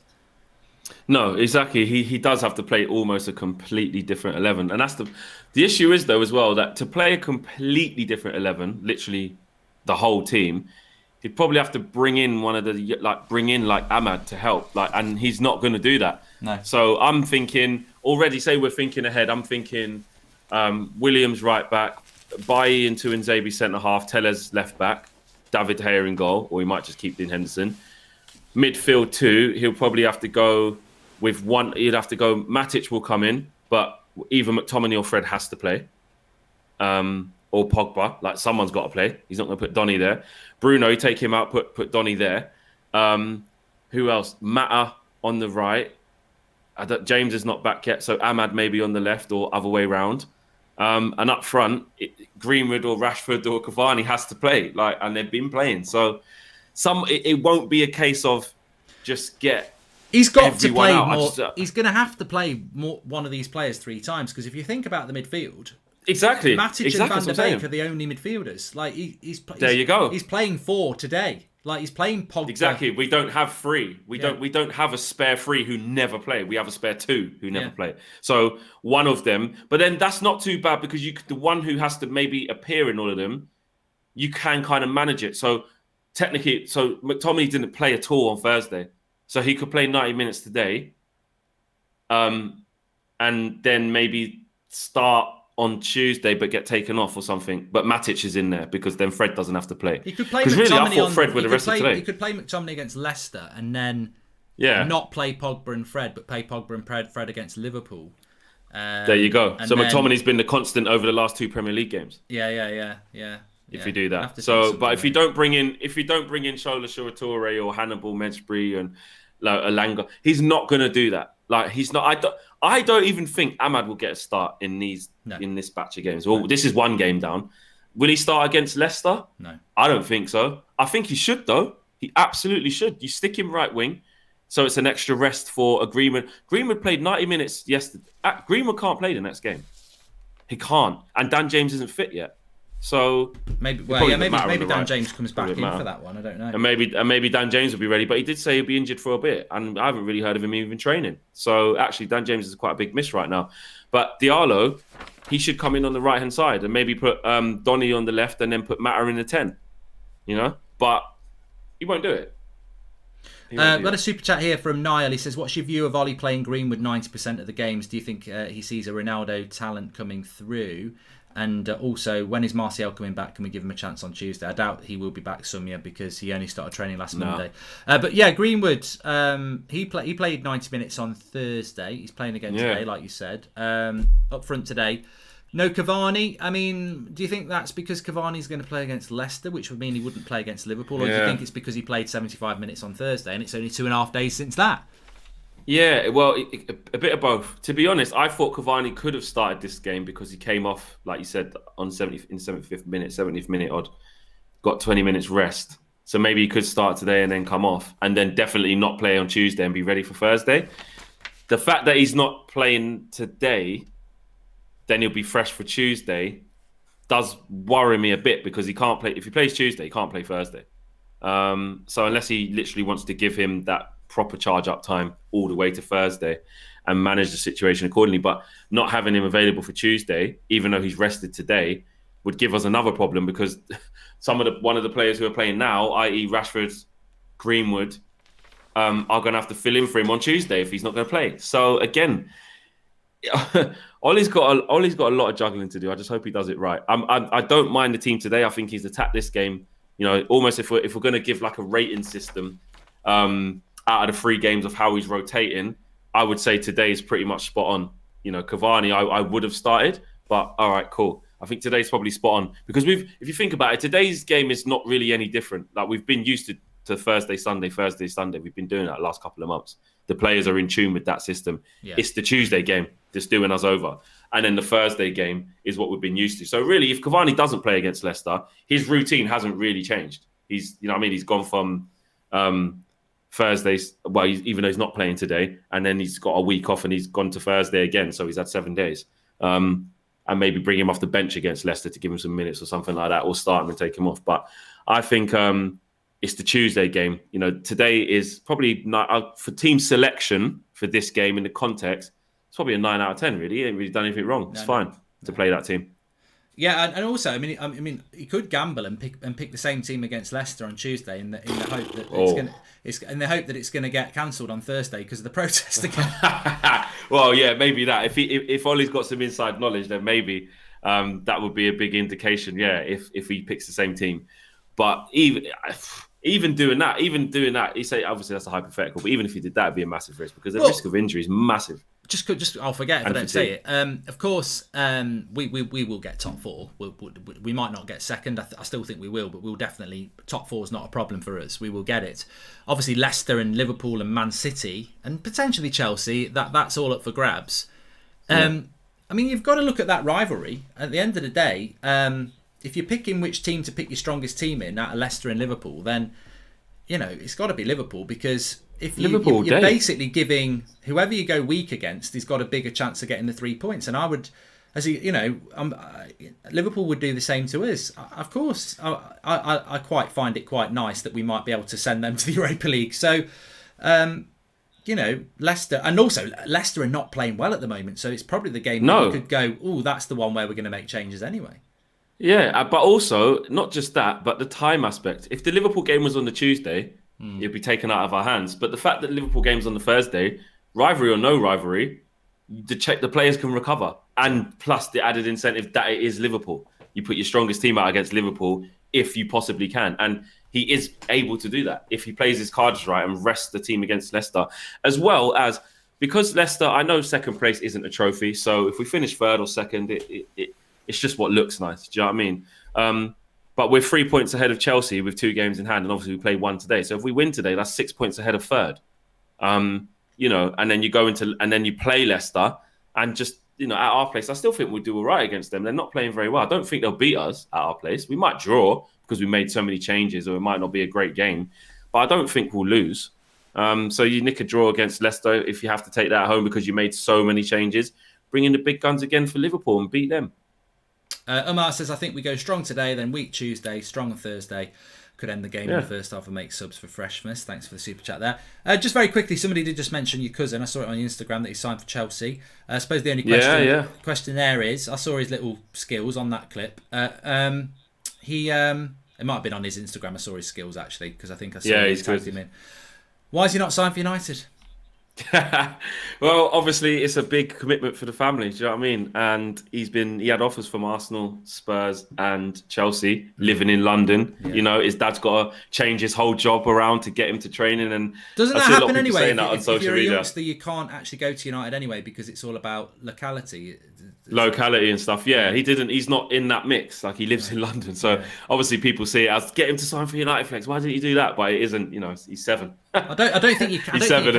I don't think you can anymore. No, anyway. Unless he's around there. Yeah, exactly. So when he 16, he probably can. So, exactly. But he's got a long. He's loving his football. When he gets home, he gets his Spider-Man toys out. It's fun right now. It's he's just got to take it in his stride. But he's a great player, man, and he's made the family proud. So big up, little man. Yeah, long road ahead. Be interesting to see what happens. Long road ahead. We only need 6 points out of 5 to guarantee second, says Rich. Yeah, and we've got Fulham and Wolves to play, so we'll be fine. But it's the intensity of the games and it's the integrity of the tournament. You know, we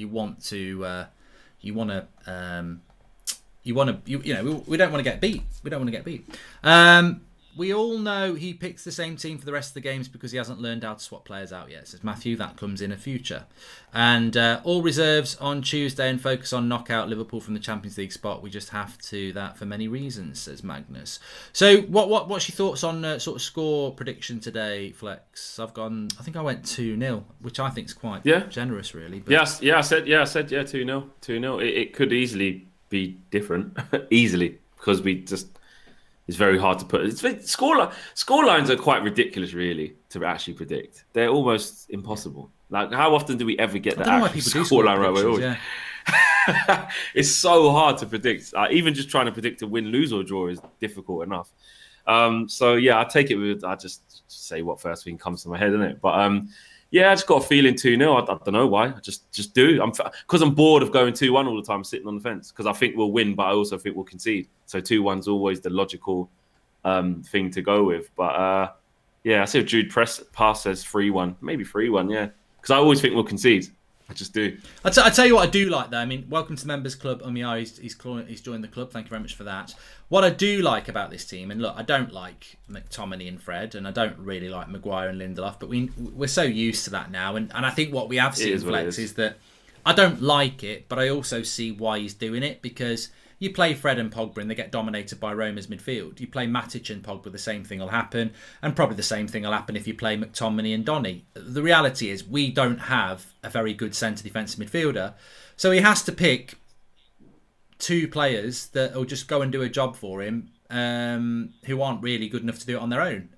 Because if he doesn't, the defence gets exposed. So we do play this back six a lot. But I like what he's done with the front four, because I think the two wide forwards weren't providing enough service for the striker and Bruno was getting swamped because everyone knew he was the creator. But since we put Pogba up there, we seem different dynamic. We're creating more chances for the number 9, and I don't like the back six, but I do quite like the fact that he's put an attacking midfielder up there with Bruno. Do you know what it shows us? Right? Because when he plays on the left, he's not a winger, is he? He comes inside in the inside left channel, like an inside 8, almost like if we actually did play a 4-3-3 and he was in the same position, basically just in off the left. It proves that is his best position. Do you know what I mean? Like, although it's because it's in place of Rashford, we're saying he's playing on the left wing. In theory, Pogba's not playing left wing. Defensively, don't get me wrong, is a bit different, because if he was playing in a 4-3-3 but still had the 3 forwards, Rashford would tuck in and provide that cover on the left defensively, where Pogba could play a little bit more in field. So that is different. But as we attack, it's the same as if he was playing a 4-3-3. You know, you would have a deeper lying midfielder, which would be your Fred or your Basuma or your Rice or whoever anyone wants in there who's good there. On the right-hand side of that, you would have Bruno doing what he needs to do. And on the left-hand side, you obviously got Pogba. And that's the same what he's doing now. It just shows that when you give Paul Pogba the license to go get involved and playing higher up the pitch, magic happens, especially if he links up with the players like Bruno and Cavani, the better players. And because he's a good player, he can play deep line midfield and zing it in the channel 40 yards with his left foot to someone's foot in the space of Rashford. Because he's that good. That don't mean it's his best position. So I think his best position literally is inside left channel / left of a 4-3-3. And I think we're actually starting to see that. Look how much better balanced we actually are with him playing from left, and how, like you said, we create more chances. Yeah, I agree. I did definitely agree with you.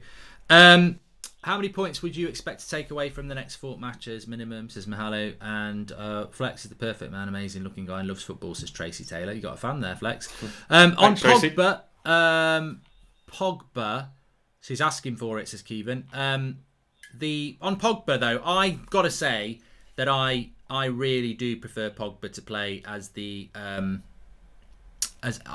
like Pogba in the midfield. I like Pogba in a box-to-box role. But to do that, you've got to have a Kante, you've got to have a Declan Rice, you've got to have a Michael Carrick, you've got to have somebody, a Busquets, you've got to have somebody who's just going to go, I'm going to let you go forward. You will help me out a bit, but I'm going to let you go forward. And I think at the moment we're probably using Pogba in a position that I don't think is his best position. but it is the best position we can get him into the team because we just haven't got somebody that he can play in a midfield two with. And as we saw against Roma, he wasn't very good in that game. It was like the Pogba we've seen of the last 4 years. Whereas, as you say, in this position, he hasn't really got to worry about the defensive side of things. He's got Luke Shaw behind him, he's got McFred behind him, and he can express himself. It's true. It's true. I see. It's because Pogba's that good, though. That's what I'm saying. Like, he can play in a variety of positions. He can affect the game from a lot of areas on the pitch. You could play Pogba in number 10. I'm not saying that's his best position or he moves like a 10. But if he did play there just behind the striker, he could create and make something happen. If you played him on the right, he's good enough to navigate his way through the game to affect the game. If you played him deepest line midfielder, like you said, he's good enough to zing passes in. He's good enough to travel with the ball and open things up. Likewise, if you play him on the left. I just think that, like you said there, the biggest issue that we have is every time we try and play him in central midfield, Ollie, one, doesn't think he works hard enough or brings enough intensity in that area of the pitch. And two, there isn't another person to play alongside him to do that level of running that compensates for him not doing it. Yeah. Do you know what I mean? So you have to play McTominay and Fred or whatever, Matic and Fred or whatever, whoever it may be. But if you, like you said, we've seen Paul Pogba play in a two-man pivot with Kante. Don't get me wrong. Yes, you got Mbappe one side, you got Coman on the other, you got Griezmann. It is different. It is different to look at the France thing. But even when he was playing his best football again at Juventus, like I said, he had Pirlo there and he had like Vidal and Matuidi, these players, Marquisio. These are top midfield players, top draw midfield players who get about the pitch and you can almost say, right, them two are going to do the doggies, or this one player, if it's the Kante, is going to do the doggies. You can go and express yourself. When we don't have the ball, your expectancy is, even like City do, you do have to get back behind the ball and put your shift in. But I'm not expecting you to charge around trying to win back possession. Do you know what I mean? So I think with Pogba, to me, I mean, not everyone likes Pogba. I hope everyone in the fan base likes him, but as we've seen in the past, sometimes he does divide opinion. But I think for Pogba, the genius of Pogba is that we all think we're right about the thing that he's good at because he's so good at so many different things. What I like about Pogba is the physicality, the ability to run with the ball, and I think his passing over 40 yards is probably one of the best in the world. Unbelievable. He can't Both hit a 40-yard pass when he's playing as an attacking midfielder, really, because he's too high up the pitch. So, but what he can do in that position is he can skip past the player and be one-on-one in a penalty box. So I just think this is the genius of Pogba, and I think what I like about what we're doing at the moment is that we are getting the best out of Bruno and Pogba by sticking them close together without much defensive responsibility. And I think that is the positive of McFred, is that they, I personally think McTominay is restricted because he's not a centre defensive midfielder. But with those, he is restricted. Yeah, but with those two players there, it means Pogba and Bruno don't really have to worry about getting back, and obviously they can then do damage higher at the pitch. What a team I think we could become if we bought a Declan Rice or a Basuma or something like that. Then I think the options would open up. What if? Let me put this to you. Not that we will get it done in one summer because of just course we won't. What if we got two proper good midfielders and kept Pogba where he is? I know people are going to say, what happens to Rashford? That'd be a brilliant team, though, what happened. Innit? Imagine you got a Declan Rice and I don't know, an Ndidi together, or like or a Basuma. Do you know what I mean? Or a Basuma, Imagine that. Or you kept Fred with another really good defensive midfielder because Fred can still buzz about, and the balance of the team would be so much better. So much better. I agree. But we won't do it. I do think Pogba will be here next year. I don't know about you, just very quickly. I know we're very close to kick-off. I do think he will be here next year. I just think he will. Yeah, I think his options are running out. I think he'll be running down his contract, which is actually not that great an option, really. But I do think he will be here next year. Yeah, I do. But the interview that I done with Per Carlson last week, he kind of put it in my mind just really quickly. He was basically saying that, because I was like, Per, he can't run his contract down and like go into if he stays, he must sign. We can't have him going into next year not signed. But he said, sometimes you've got to look at it as, think of what Pogba will bring you just by staying, though, even though it is running down his contract, because what you get back in, if he gets you challenging or if he wins you a major trophy, then you could look at it that way. And I kind of did think about it. I didn't 100% agree, but it was another... Yeah. It's not up to us either, exactly. Because it's not like United can go, well, we'll sell you for 20 million now, because Pogba will go, I'm staying. It's nothing to do with you. I'm staying because in a year I'm free and I'm making $500,000 a week. So I don't need to sign. I'm not going anywhere. So don't care what you sell me for. I'm not going anywhere for a year, and that might be it. Anyway, we will chat at half-time, mate. You've gone 2-0 like me, haven't you? Yeah, 2-0. 2-0. We'll see what happens, but hopefully we're right.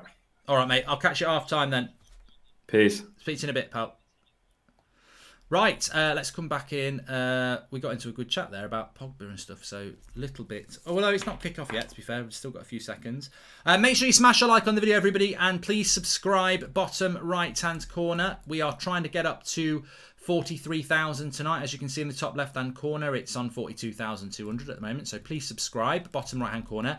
Kick-off is about to kick off, so let's get ready to rumble. Watchers wreck the mic. Psych. Hello, that's football. That's not where I want to be. That's where I want to be. That's where I want to be.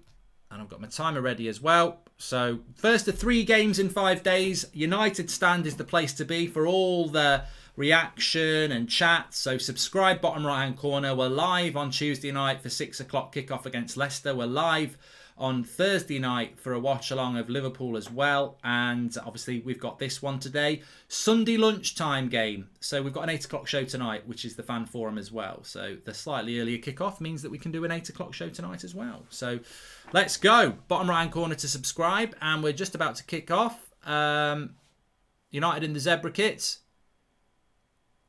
Let's get the win. Let's secure the bag, as they say. Let's get the win. Move on to the next one. Have I got the timer running? No. I've turned it on. There we go. Let's get ready. So, be interesting. I mean, look, we did play Thursday night. We're talking, I keep saying this, we're talking about these games we've got coming up on the next couple of days, but we did play just over 2 days ago ourselves. McGinn's gone down here straight away. I don't know what's wrong with him.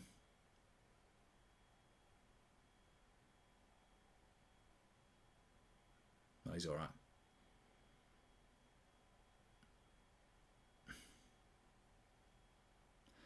Yeah, we did play literally Thursday night in Italy, so travel time, small little gap between the games. Villa will be up for it, of course. I think McGinn's hurt his hand. I think he's hurt his finger.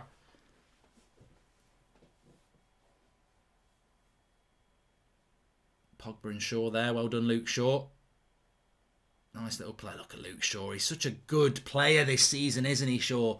Such a good player. Keep an eye on the team shape, because Rashford at the moment is on the left-hand side, as is Pogba. So I don't know whether Bruno's gone out to the right-hand side. We'll have to keep an eye on that. It might be that Pogba's playing at the 10 role at the moment with Bruno out on the right. No, Rashford's playing at striker. Greenwood's on the right. Okay, let me swap it round. I don't like Rashford at striker, to be honest with you. But that's what we're doing at the moment.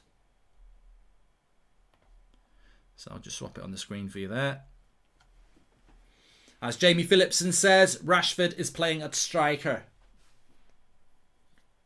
Why does he keep putting him up front, says Taylor? I don't know. There's Grealish in his coat. Yeah. Looks like a polar bear.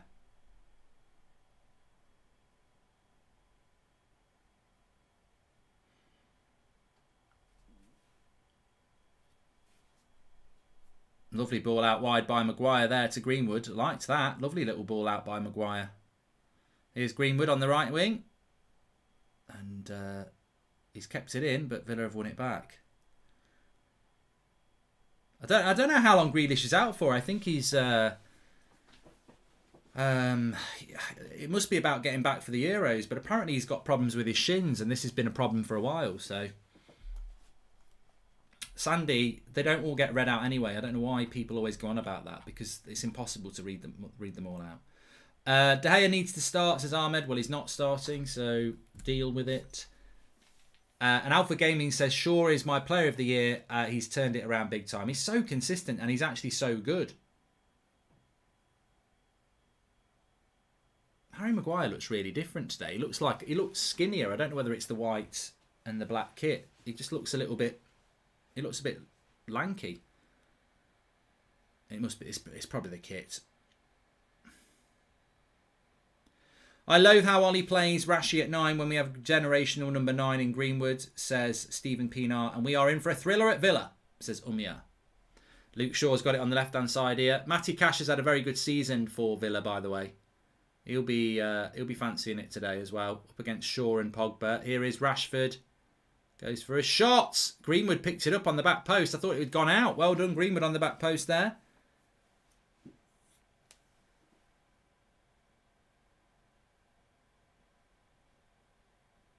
Rashford looking fresh. Of course, I think Rashford hopefully now is moving past his injury issue as well. Remember, it was only a couple of weeks ago we were talking about why is Rashford even starting. He always seems to be starting when he's carrying injuries. But hopefully we're going to see a different Rashford today. Playing him down as the striker. I don't really like Rashford as a striker. I don't think he's that sort of a player to play as a striker. But, you know, he's still young enough to turn into a striker. Of course he is. But United dominating the ball early on here. Nice ball forward by Fred there into Pogba. Now Luke Shaw with a bit of space and cut out by Matty Cash.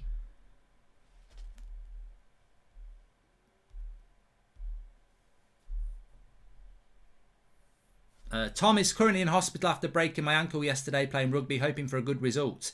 Rest up, Tom. Hope you're doing okay. Hope the recovery isn't too long. These things happen.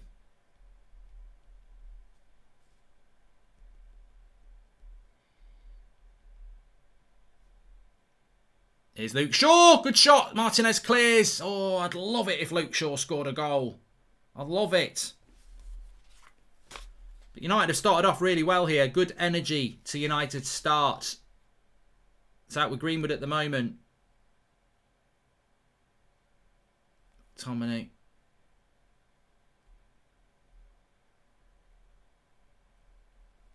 Now Pogba. Oh, he goes for something in the bottom corner as well. Good start from United this. Really good start. Really good start. Watch this back. Luke Shaw. The little connection with Rashford. Lovely little flick. This would have been a great goal if it had gone in. Hard angle for Luke Shaw to score from. Almost Ryan Giggs' angle. And that was at Villa Park. But he tried to go roof of the net like Giggs did against Seaman. But didn't get enough height on it. But good energetic start from United here. Hi Mark, it was my birthday yesterday and caught up with all United stand content, says Ross. Hope you're keeping well and staying safe, mate, says Ross. Yeah, I've got a bit of a hamstring injury myself, you know. I might have to stand up quite a lot today because it's really aching me. I was playing football yesterday morning and didn't warm up properly. And at my age, you just can't get away with it. And I've got a real pull in the back of my hamstring. It's achy. Which muscle injuries tend to be. Long shot from Watkins there. And Henderson just sees it. Al Ghazi with the shot. And Henderson watches it goes wide. Without Cavani, we got no chance. Rashford is flat as a pancake, says Paul Cheeseman. I think he started off quite well. In fact, I'm even going to put a tweet out.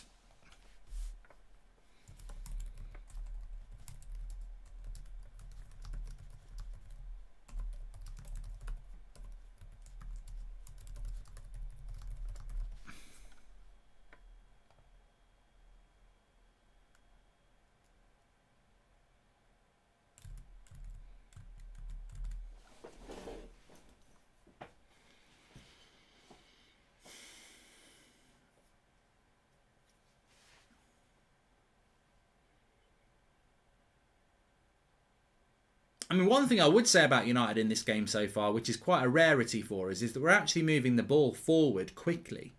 If you look at the way Chelsea and Man City played in the game yesterday, this speed of movement on the ball is so impressive. And I mean, what? I hate this long ball. It's worked. Pogba. Good to tackle by McGinn. Comes to Fred. Don't shoot, Fred. Straight at the keeper. Martinez. But I don't like that long ball from Lindelof, but to be fair, it worked really well. Luke Shaw had made the run. Very accurate ball from Lindelof, and it ends up with United having another shot on goal. And look, this is what I was on about. We don't normally play like this, but we've already had, what, 3 shots, maybe 4 shots at the keeper in the first 10 minutes. That's a good start from Manchester United comparatively to how we normally play. And I think it's certainly something we've got to progress in the next season for Ollie. We can't keep playing side to side, take a touch on the ball, not many shots on goal. We've got to move that ball quicker. And I think we're actually doing that in this game, which is good. It's good to see. Thanks for the super chats. Marcos says, "Hi Mark, don't you think Ole Gunnar Solskjaer should have rewarded man of the match performances? I think it's a disgrace that De Gea is on the bench." Yes and no. Do you think De Gea will play before Villarreal, says Ashley Larkham? I think that De Gea will play against Fulham next week, and I think he might play against Leicester on Tuesday. But he can't not play again this season, because if he's going to play Henderson in the final against Villarreal, which he shouldn't do, but if he was, that means De Gea's played his last game. So De Gea will surely play in goal again, probably tomorrow, and I would imagine he'll play him against Fulham next Tuesday as well. And then he'll play Henderson today, Liverpool and Wolves, and then make a decision on the final. Bad kick out there from Henderson. Mark, how much do you think Luke Shaw is worth, M&K Group? Well, it ain't for sale. So, but I don't know how much Luke Shaw's worth, because the thing is, I think to United fans, he's one of our best players. But do you think he's recognised as a top class left back outside of United? He could be one of those players that's just underappreciated. So, but I would say Luke Shaw's got to be worth between 50 and 80 million quid. Yeah, I mean he's not 20. Is he 25? So yeah, as one of the left back best. I mean, what's Andy Robertson worth? So I don't think Luke Shaw's going to be worth a lot less than him, really, on this form. Corner here for Villa.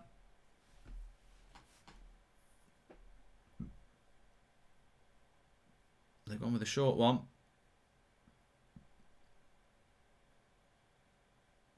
Little dink by Targay. That really didn't work, so it's a goal kick. Yeah, but Luke Shaw's not injury prone, is he, Gonçalo? Because he hasn't actually been injured in bloody ages. Never a penalty for Villa. Shut up. No way was that a penalty for Villa. Let's get real. Let's get real on this. It was never a penalty. Sort of hit Wan-Bissaka's arm after hitting something else. Never a penalty. No way was that a penalty for me. No way.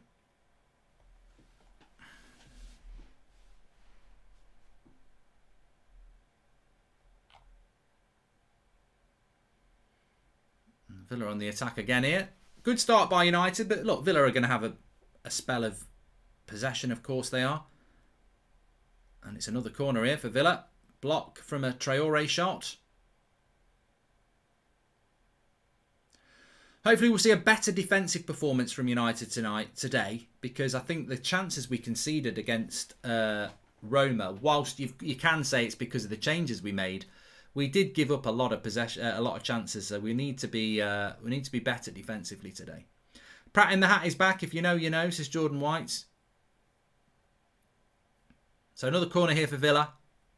But a good start to the game. Villa coming back into it now, but United looked very sharp in that first 10 minutes. Another cross. Henderson didn't come for that, did he? I can honestly see Maguire and Bruno playing every game next week, as Ollie will want some of his best players to play, says Salah. I don't disagree with you, Salah. I think that might happen as well. I can't see against Leicester that he's going to pick Twansebi and Bay at centre-back. I'd like to, but I don't think he will. Robertson is a Premier League, Champions League and Club World Cup winner, says Rams ZP. And? I don't get what your point is there. Wes Brown won Premier Leagues and Champions League. Does that make him better than Steven Gerrard? You know, just because you've won trophies doesn't mean that you're more valuable.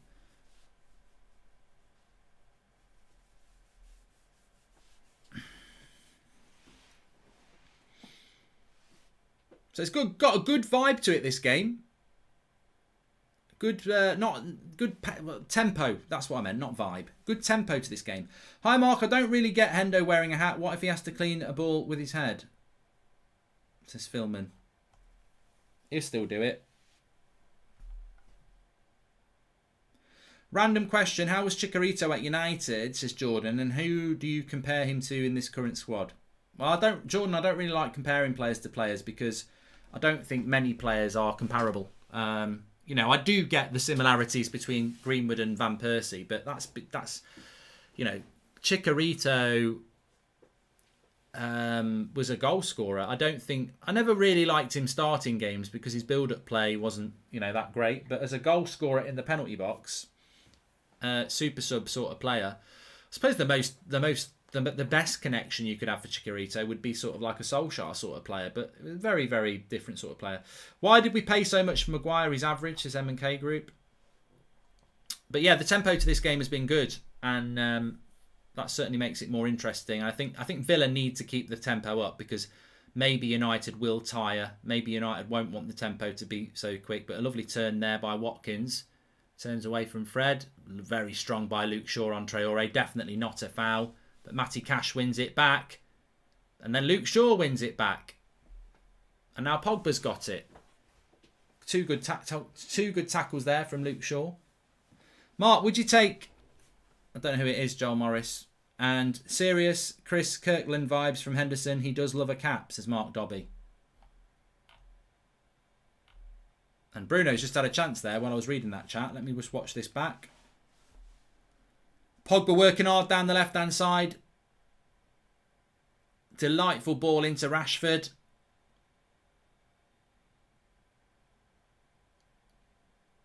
Oh, Bruno just couldn't get it out of his feet. But another good chance. Rashford giving it into Bruno, and he just couldn't get it out of his feet. Rashford's played well this game, says Keg. I think he's had a good start. Although Rashford was probably offside anyway. I think he was, actually, yeah. A lot of people saying that in the chat. Please subscribe, by the way. Bottom right-hand corner, you're very welcome. We'll be live again at 8 o'clock tonight. We have got an 8 o'clock show every night and a morning show at 10 o'clock. Plus my match reaction and player ratings after this.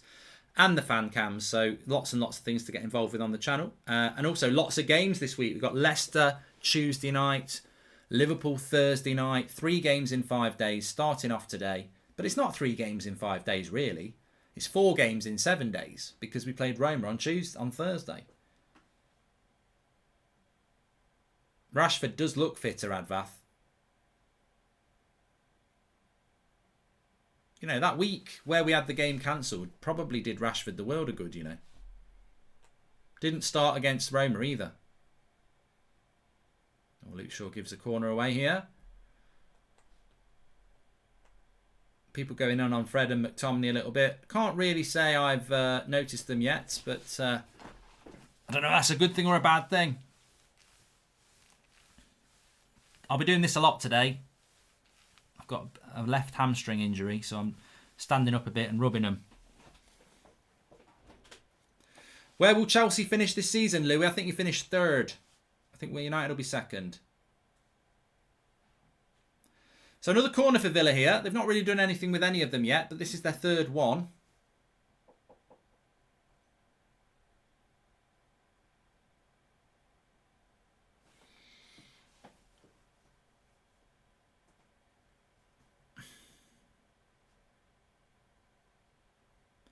Here it goes. And nothing comes of that. We're always a bit of a hold a breath on a corner, aren't we, United?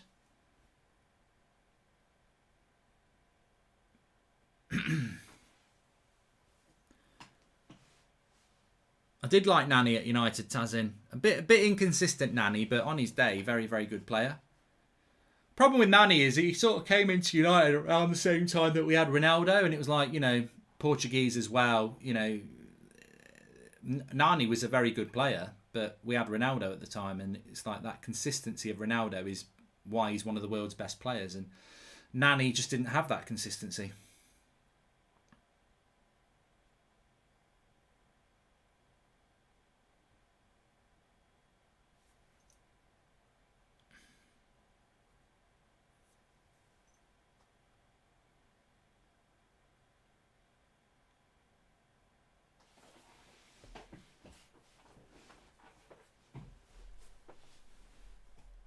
So Villa have actually had more possession than us in the last few minutes. 61% possession, which is quite surprising. I thought the 6-minute press has gone.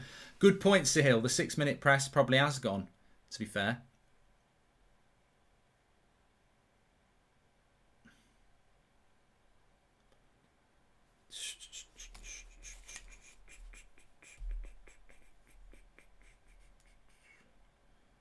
And they've got it on the left-hand side again here, but Wan-Bissaka wins the throw for United. Did well there, Wan-Bissaka. Good start by him.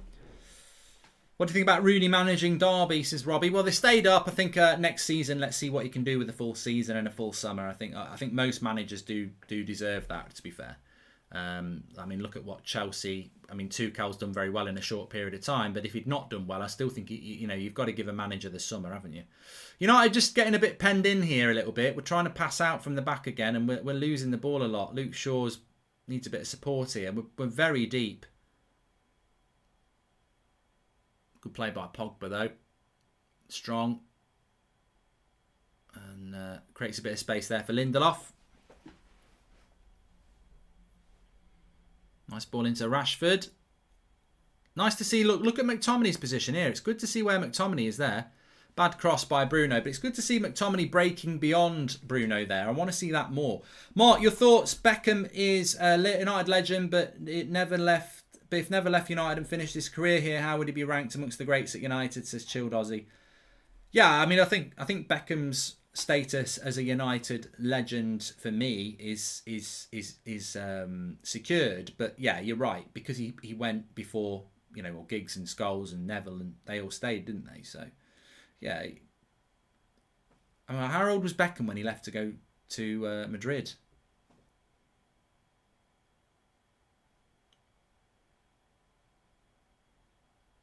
United on the attack here with Rashford.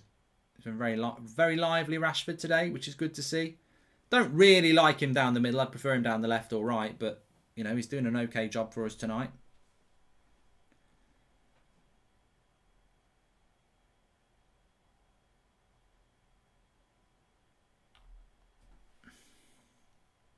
Nice ball to Luke Shaw. Come on then, attack the box. Greenwood. That's a goal! Oh! Miss-hit by Greenwood across the face of the goal, and I thought the way it was coming across to Rashford, it was surely a tap-in. It either got stuck under his feet or it was great defending by, I think it was Mings, but Greenwood's shot come cross. And we'll see this back now, and it just must... Was it Targay gets in there or something like this? Comes to Greenwood. Watch this back. Greenwood... Rashford might have been offside on the back post, but I think Targay just does enough to get him to put him off. See it better from this angle. Yeah, he just gets stuck behind Rashford a little bit. Could have been a goal, that.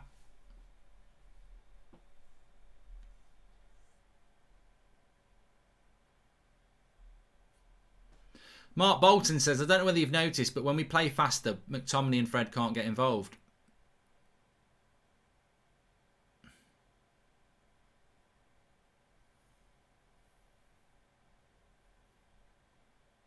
Pushed by Rashford there. What do you think about Celtic apart from this year, says Patrick Gaffney? Don't really have enough to say.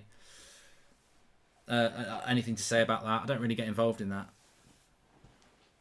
Yeah, if you know, you know. His name's Targay. If you know, you know. If you don't know, you're not in on the joke. So deal with it.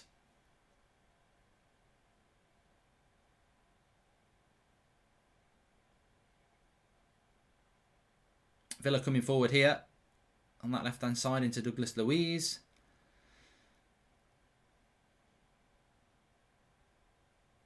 Good tackle there by Targay again. McTominay losing it on the edge of the box. Oh, good play by Lindelof. Oh no, he's not won it back. Oh, fucking hell! Fucking hell! What are we doing? McTominay loses it on the edge of the box. Lindelof looks like he's put a good tackle in, then he doesn't. And Traore scores to make it 1-0 to Villa. And it's defensive ineptitude again. Couldn't tackle a bloody snowman with a flamethrower, this lot. Absolute shit. Fred plays a crap ball to McTominay. McTominay loses it. One ball into Traore. Lindelof looks like he's got him. Fucks up the replay. Oh, it's a crappy goal to concede. It really is. About as tight as a wizard's pocket, our defence. It's terrible. Terrible. And this is where we need to bloody improve, United. This is where we need to improve. I don't know whether... I mean, it's in the top corner. I don't think you can't blame the goalkeeper for that. It's nothing to do with Henderson, that, for me. And people are saying Henderson should do better. The big problem with this is it's McTominay, it's McFred and Magaluf again. McFred again. Unbelievable.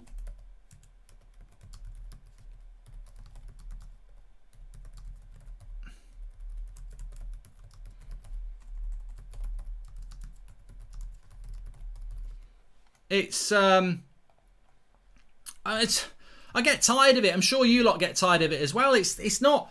You feel guilty. Terrible kick out by Henderson there, but Luke Shaw wins it back. You feel guilty for talking about it, but it's like, if you've watched football as long as many of us have, that midfield's a joke. Fred, I mean, look, people will blame McTominay and McTominay's at fault and Lindelof's at fault, but Fred playing that ball to McTominay is a prat. It's a stupid ball to play. Like, laying it off to McTominay in that position. And then McTominay should boot it and he tries to control it. It's bloody like Chuckle Brothers. But nobody's bloody laughing. To me, to you, to me, Villa have scored. But the problem with United is McFred and Magaluf. And that goal is because of McFred and not Maguire. Luff. Lindelof's got to do way better. I thought Lindelof had made the bloody tackle. I've given the goal to Man United as well. It's not Man United. I wish it was.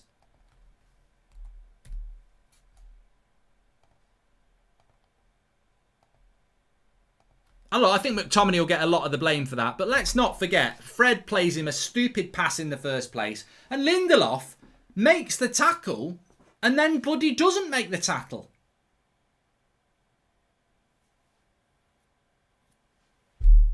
Welcome to the Members Club Silver. Our defence and midfield is a calamity. McFred has got to go, says Malps. And I honestly don't see the hype with Henderson. Don't rate him at all. How De Gea plays like that, then dropped. I don't get it, says Dazo W. I'd have to see it again about the goalkeeper. It's in the top corner. Ricky says that was definitely De Gea's fault. Fred sold McTominay short with that pass. I'm sick of him. He's just not Man United quality in any department, says Sam. McTominay hasn't played well for 2 months. He's absolutely useless.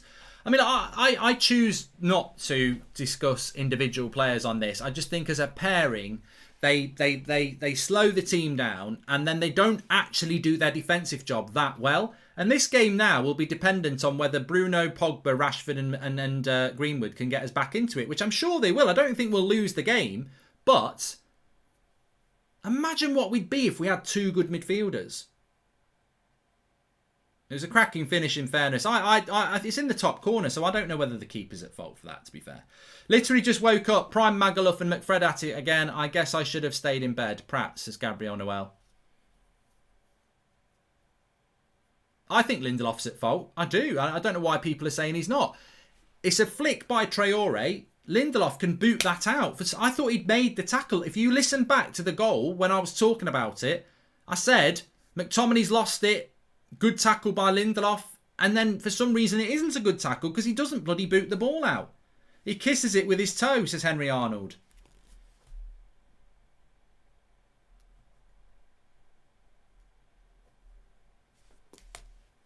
Here we go. Come on. Get back. Back post. Back post. Oh, corner.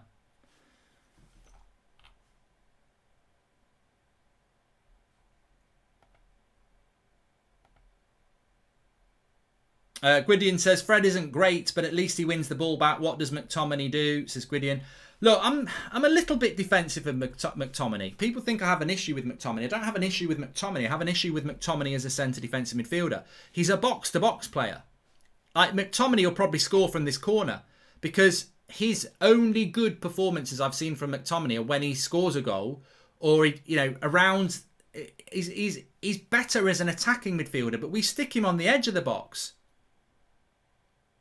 We're sticking on the edge of our box. Defensively, I think he's very poor. But I do think there's a player there as a more offensive midfielder. But we're just playing him out of position. But it might play into our hands a little bit now because Villa have got the goal and they'll probably sit back a bit. Greenwood.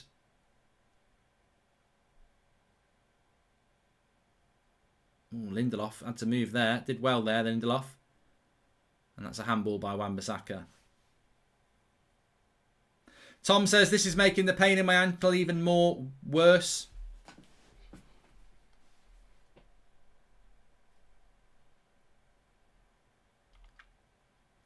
None of our players are at right place at right time like Cavani does, says Varun. And soft tackle and loose marking by Lindelof. Same thing too many times, says Ziggy. Who do you want to win the Championship playoff, Mark? Personally, I'd love to see Brentford go up. I want Brentford to go up, Will Saunders. Yeah, I do. Because I think they were in the final last year. So I think they deserve to come up this year. But we'll see what happens. So half an hour gone in this game. Man United 1-0 down. Deservedly 1-0 down. We started, funnily enough, we've actually started the game really well. But we're 1-0 down. Wide open, says...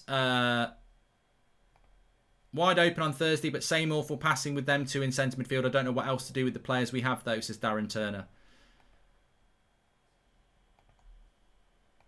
Thanks for the super chats. Akrib says it's definitely on McTominay. He was caught on his heels. Not Dean's fault, but De Gea saves the unsavable, says Bernardo.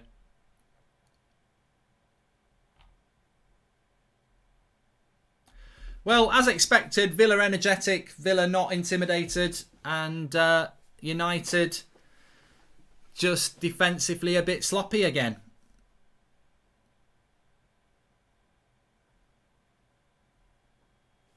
Gonna have serious problems when De Gea leaves, says Alex. Well, Villa are playing better football here at the moment.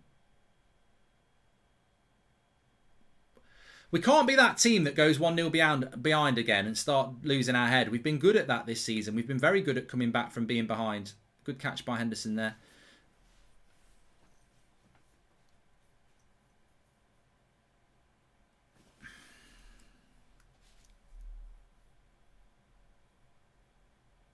Shub says second half FC to the rescue again. Well, yeah, we've got that.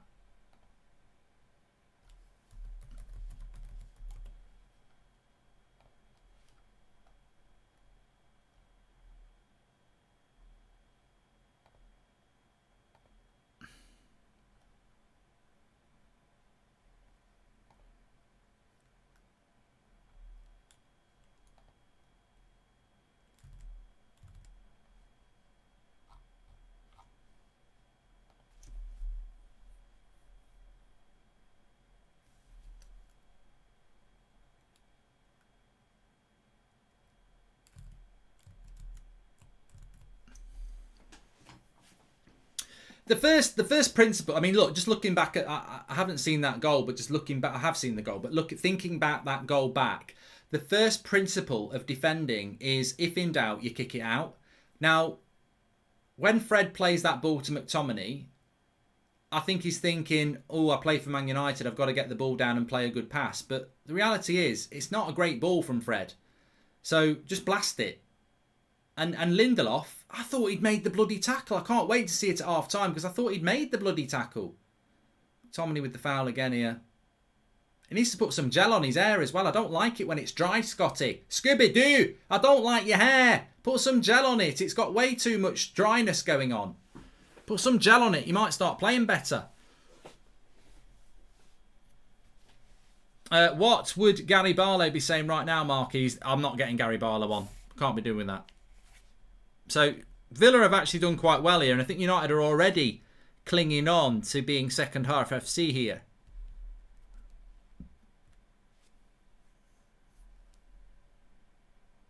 Go on, get rid of it.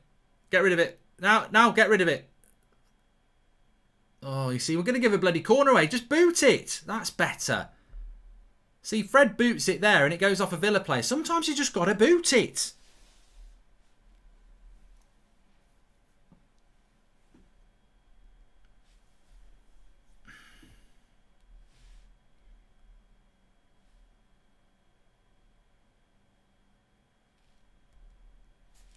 Rashford isn't number 9, so annoying, get him on the wing. Well, it worked well for 6 minutes. The 6-minute press.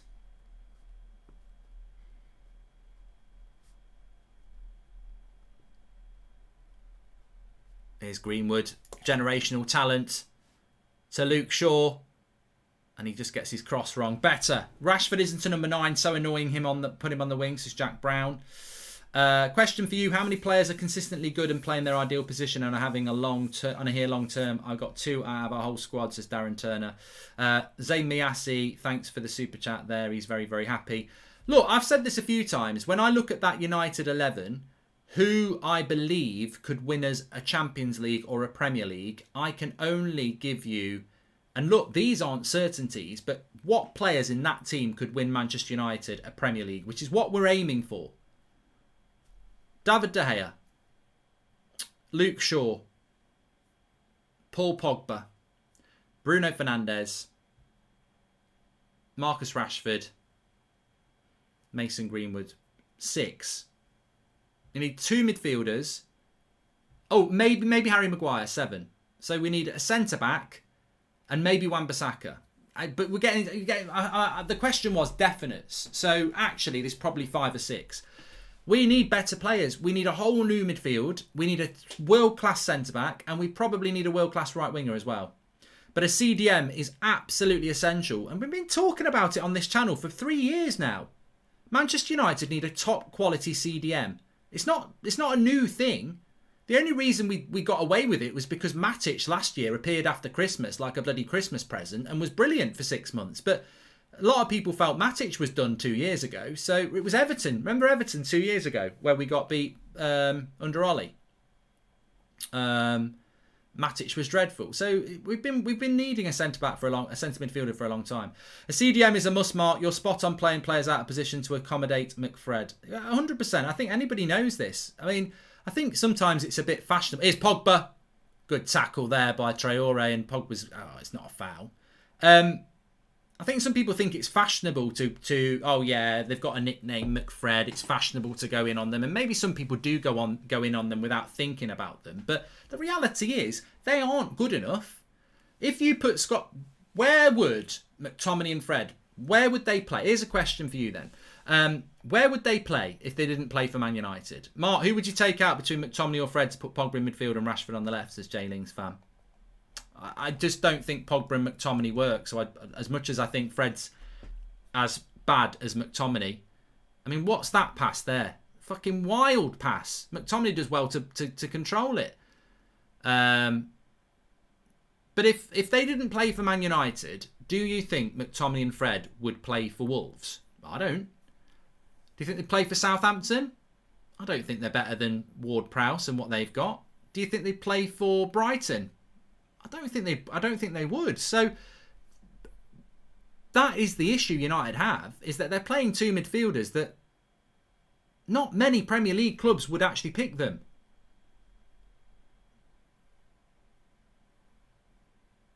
It's not a witch hunt. They're just actually not that good.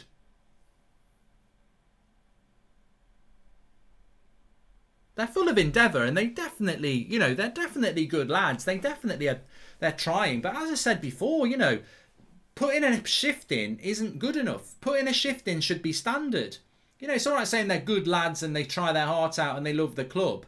There's a couple of bin men who I know who bloody love Man United, and they'll put a shift in the midfield as well, but they're not good enough. They're trash. Pardon the pun. But, putting a shift in ain't good enough. I still think we'll win this game because I still think we've got the quality and we're getting high up the pitch. But again, it's just another indicator that we're having to come from behind again. Players that aren't good enough are costing us goals. We shouldn't be 1-0 down in this game. Here's Rashford.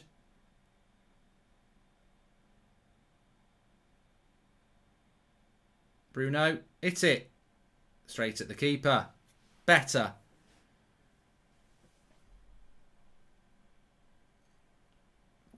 I think we will come back as well. I think we'll definitely come back.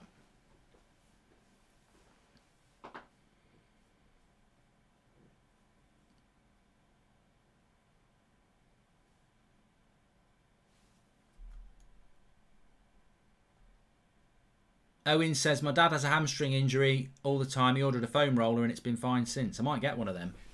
Mine's a bit better at the moment, but you do need to rub it. Welcome to the Members Club, Eel. Thank you very much. Is Lindelof better than Tarkowski? Says Mason Reed. Lindelof's big problem is that technically he's a very good player, but he's weak. He's weak, and we'll see it again at half time. He's weak. He's won that tackle, but for some reason he's lost the tackle when he's won it. Well, that's just weak. And also we know that he's not particularly quick, and he's also not particularly good in the air. So good play by Greenwood. Oh, I thought it was going in. Good play by Greenwood there. Get him out. Get him down the middle. Get Greenwood down the middle. Stop pissing about.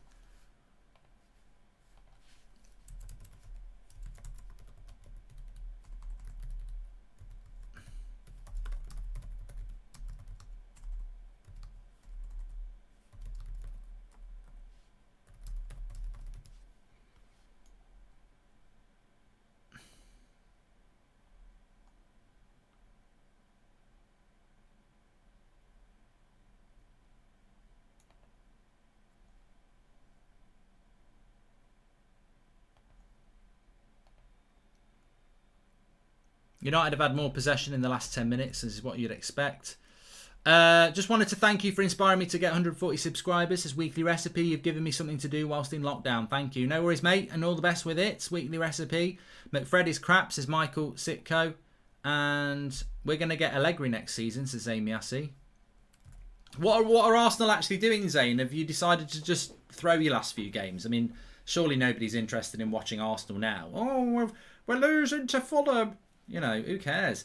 There's a few chances I think Cavani would poach, says Ian Hanley. Yeah, well, you're a different team when you haven't got Cavani in the team, aren't you? I mean, let's be honest. It's his movement. We don't have anybody to do that.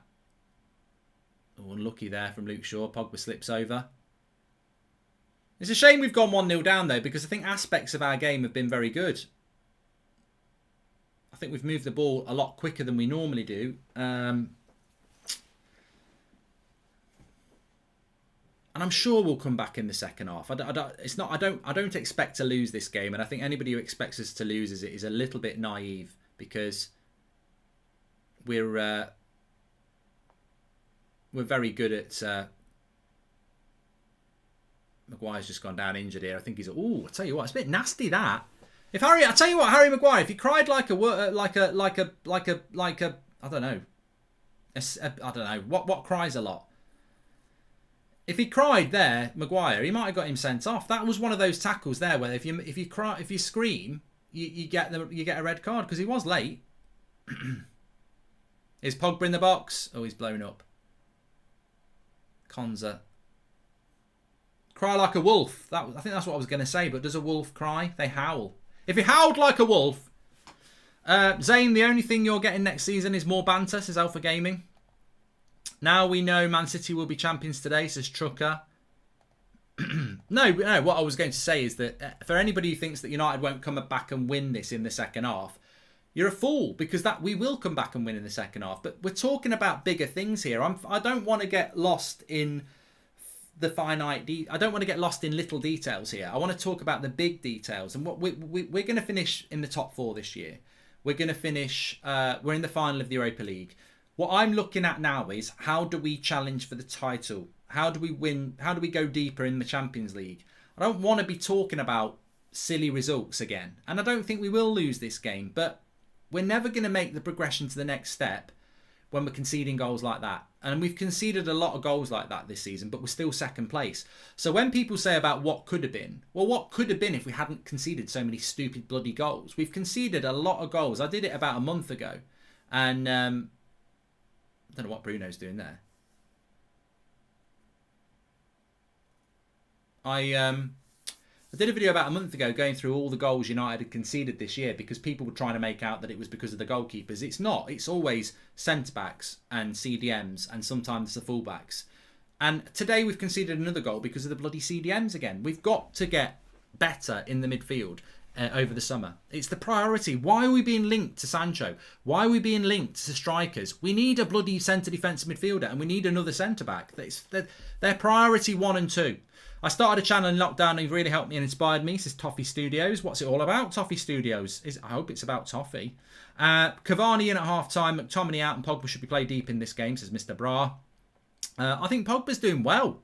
I don't know whether I'd want Pogba to go into the midfield. I think Pogba's doing well in an advanced position. Mark, if Ollie doesn't change that midfield by half-time and not bring Van der Beek on, he's not good enough to manage United, says J-Ling's fam. He ain't going to change it, mate. It'll be the hairdryer treatment and he'll stick with it. He won't make a change at half-time.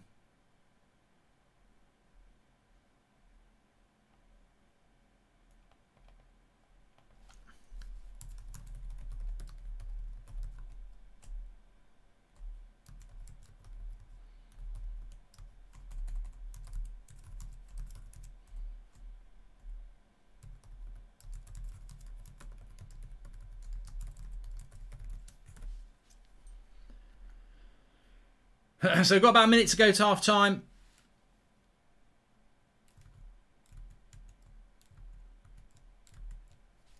Same old though, isn't it? I mean, you know,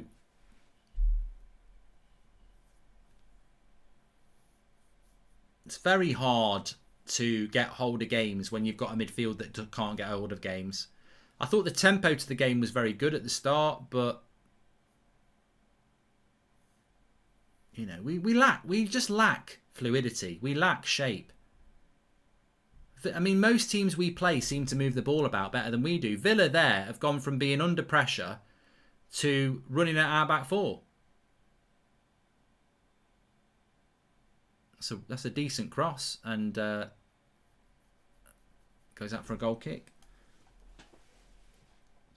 We'll have to be second half FC again. Fred and McTominay couldn't pass COVID on if they had it, says PMV Patrick.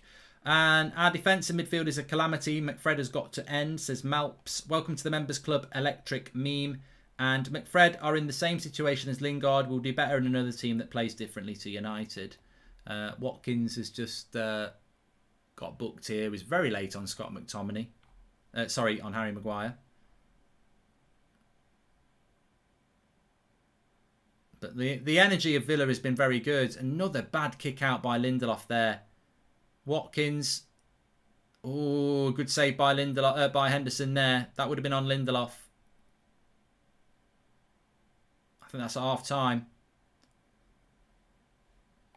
I think it's half time.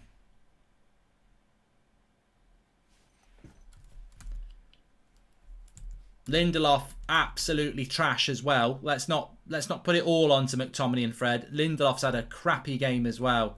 Defensively, we've continued from Roma, even though we've got different players playing. Well, we lack shape. Well, whose fault is that? It's coaching, Mark. It always has been, says Michael Tomko. But you know what the problem is, Michael? You play Fred and Pogba against Roma and we get overrun in midfield. You bring McFred back, we get overrun in midfield. We have got a huge identity crisis in the midfield. Games are won and lost in the midfield and we do not have a midfield. You know, I think he picks McTominay and Fred because they give him energy, but they don't give him anything else. We're going to see that goal back in a few minutes' time. And you're going to be like, how are these people getting picked for Manchester United? Because there must be absolutely violations going on in training if he thinks those two are the best two. I mean, I thought we started off quite well, 6-minute press and all that shit, but we end up 1-0 down. I'm not even angry really because it's what I expect. I expect it. We're 1-0 down to Villa. I expect us to win in the second half FC, but it just papers the cracks of the. Well, Flex is here now. It papers the cracks for me, Flex. That this is not even a. I don't have the energy to go mad because we've been talking about this for weeks, months, all season. McTominay and Fred ain't good enough, and neither's Lindelof and Maguire. Now Maguire's actually been good today. It's nothing to do with Maguire, but they are. Yeah, it's not done anything wrong. They're a pairing, and I mean we're going to see the goal back in a minute, but. To me, it's a shame. It was a good game until Villa score. I think, you know, you expect a bit of tempo from Villa. We were doing all right. We'd had a few shots on goal. I think we had 4 shots on goal in the first 10 minutes, which is unlike us. Yeah, we started well. But if you concede a goal, it's going to pop that balloon, isn't it? And we concede a goal because of the same people again. Yeah, we concede a goal because Fred's set to McTominay's not good enough, and then McGinn is in on it. We concede a goal because Lindelof has a chance to dominate the situation against Traore and plays it straight back to him, not strong enough in the tackle or clearing his lines. And then, obviously, it's a great finish. You can't say anything about that. But the reason why we're not... And then from that point, like you said, McFred, they're having absolutely no bearing on the game whatsoever. Just not good enough. It's simple as that. They're just not good enough together as a pairing. And McGinn... Well, we spoke about that before half-time, though, didn't we? Just because before you go into that. I mean, look, people will say McFred. And I don't like McFred. And, sometimes you feel like it's, you've got an agenda against it. It's not an agenda. They're not good enough. The evidence is there again today. But what I would say in defence of Ollie is that we played Fred and Pogba on Thursday. They got dominated. We just need better players in that area. We hear about Haaland, we hear about Sancho, we hear about Varane. I don't hear anything about a CDM, and to me, this is the biggest area of the pitch we need to spend money, and we don't hear anything. Yeah, we've got to fix it because it's becoming what it is we get by in games because of energy and then the end result. So you look at it in its entirety and say we've done okay. But when you start to unpick the squad, that is the gaping hole in this team. What I will say is today as well, though, is that people are on their heels. We're looking we're playing after they scored. We're starting to play like we're tired, play like we're jaded, misplaced passes. Bruno's trying to go for the glory pass every time. Pogba's not been good enough on the ball. Rashford on his heels. Greenwood sometimes on his heels, almost screaming out for a Cavani. Really, someone Rashford done well to get to the byline. He's got Bruno and Greenwood just standing there waiting for the ball to get there instead of running across the face of goal. All in all, we've started to look like a team that's tired on top of having deficiencies in the areas of the pitch that we know. And this is the danger, isn't it? Because we spoke about this before the game. 3 games coming up, but we also played 2 days ago. Get this game won. We started off with that energy, I think, but now we're 1-0 down again. And second half, Ollie's going to say, you've got to go out there and work hard. So we're going to have to work hard to get a result in this game, which is not what you want to be doing after Thursday and knowing that you're playing on Tuesday and Thursday. We've made this game ridiculously hard now because of the ineptitude of Lindelof, McTominay and Fred. We should be 0-0 at half-time. And Ollie's saying, good stuff, keep it going, tight game, take your chance when it comes, we get the result. Now he's saying, fuck it, we're 1-0 down, we've got to work hard to get back level, and then we've got to work harder to get that. And this is why he's got to be there thinking, I need better players than this, because too many times this season we're exerting energy in the second half. Yeah, exactly. And it's going to have to be another one of them. And with the way Villa are playing, we'll do well to do that. They're very compact, they're very organised, they've got high energy. You think? Yeah. I always say at half-time when we're losing, I always say we won't. And we always do. But they're going to show the goal here. Let's just talk about the goal. So Fred tries to set him. Fred's got to boot that. There you go. So he tries to set him. It's a shit set, but he doesn't see McGinn coming. Then it gets to Traore. Lindelof half clears it and doesn't take control of the situation. Then he whacks it in the top corner. Fred that. Here should just boot it because he's got players around him. But then McTominay should boot it as well. Neither of them. they both just boot it, and Lindelof should boot it. I mean, there's 3 times it should get boot it. Just boot it. That's what I mean. Simple errors, and then it's a great finish from that. If you're Xavi in that situation, or or even if you're Juan Mata, and you're I was going to say, not even if you're Xavi, just if you can just set man properly. If you trust your touch, take your touch and pass it. But not if you're Fred and McTominay, don't bloody think that you're going to take it down and play a pass. Fucking boot it. No one's going to moan at you for that. I think many people would look at that and go, fair play. Yeah, exactly. And it's overplaying or not trusting or their ability not being good enough in that moment. It's a simple set from Fred to McTominay. He's 5 yards away from him. Yeah. He doesn't do it right. McTominay, like you said, doesn't see that McGinn's coming. So, he loses the ball. Then it ends up at Traore, and Lindelof has a chance to deal with the situation. A commanding centre-back there dictates that situation and says, you're not getting 2 bites at this. You've shown me too much of the ball. I'm sliding and putting my foot through it, or I'm dealing with the situation. Gives it straight back to him. And then again, it's just a great finish. You can't do anything from there. And then from then, McGinn's running all over the place, just having a whale of a time. Do you know what I mean? And they're pressing us high up the pitch. Ross running in the midfield as well, yeah. running the midfield. So that's again, we always lose the midfield battle, and I think if you lose the midfield, the funny thing is about that Lindelof goal. I haven't watched it back yet, but when I was talking about it, I'd said, "Oh, McTominay's fucked up here. Good turn by Traore, good tackle by Lindelof," because I thought he'd made the tackle, and like you said, it's weak. He's like, it's like a butterfly's fart. He's got a rocket launch that he's seen the skill, he's read the tackle, and then he just does some lot, like you say, put your body into it. Don't just try and do. I don't know what he was trying to do, and realistically, you look at that goal. It's on Fred, McTominay, and Lindelof for me. I think they've all. Yeah, it's calamity of errors. They've all had an opportunity to stop that goal, and that's frustrating because you're going to get a goal where if you take Fred and McTominay out of that and it's Lindelof, we're just going to go, well, it's Lindelof. But actually, there's 3 opportunities there, and it's not good enough. Yeah. I'm just going to go on. Go on, sorry. Yeah, no, I was just saying because that turn from Traore that goes into Lindelof. It looks good, but Lindelof is in control of or should be in control of that whole situation. And there's 3, like you said, we've had 3 opportunities to get the ball cleared. 3 opportunities to sort the situation out, and they don't take any of them. Poor. I know it's well. Look, I do think that we can come back in the second half because I think we've done it so many times, and I think we've got the energy to do that. I'm just going to quickly run off to the toilet just so I can grab a break. What would you do in the second half? Because a lot of people are saying you've got to make changes. Obviously, we've got other games to come. Do you see changes? And if not, what would you do? What would you do? What do you think he's going to do? What would you do? First of all, I would try and see if we can get a reaction out of them, because I think if we just look after the ball better than we have been, and stop being so lethargic in our passing and just our intent to attack. Like when we've actually got into the final third. Very well. We've got into some good positions, but the end bit of quality hasn't been there, which is unlike us. Pogba's actually getting on the ball in good positions, giving it away a couple of times. Luke Shaw's got to the byline, Marcus Rashford's got to the byline, but there hasn't been darting runs across. So again, Eddie Cavani, it looks like a game for him already. There's been a couple of balls flashed across that box that he would have loved. So yeah, and the fact that he's only going to have to play 45 minutes. If it was me, I would look to be bringing him on fairly early, but I would try and get a performance out of them first, because at the moment we're playing badly by ourselves. Do you know what I mean? We're not doing the basics properly. So I would look to do that. Super chat here from Red Devil says, problem with Ollie is he doesn't drop players when consistent mistakes are made. Lindelof, Fred, McTominay wouldn't last elsewhere.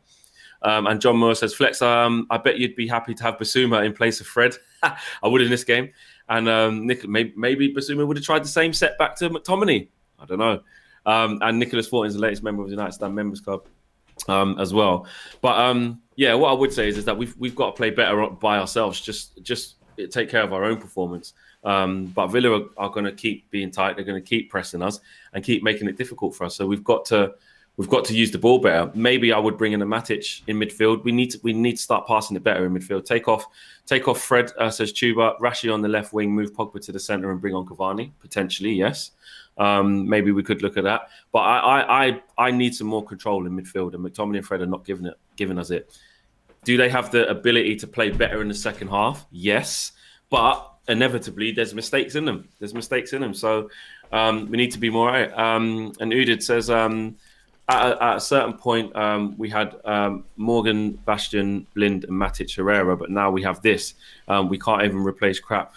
We are so short in midfield. Yeah, that's just it. The quality's not there in midfield, and that's what we're all saying. It doesn't matter how much McTominay and Fred run about the pitch and give us energy.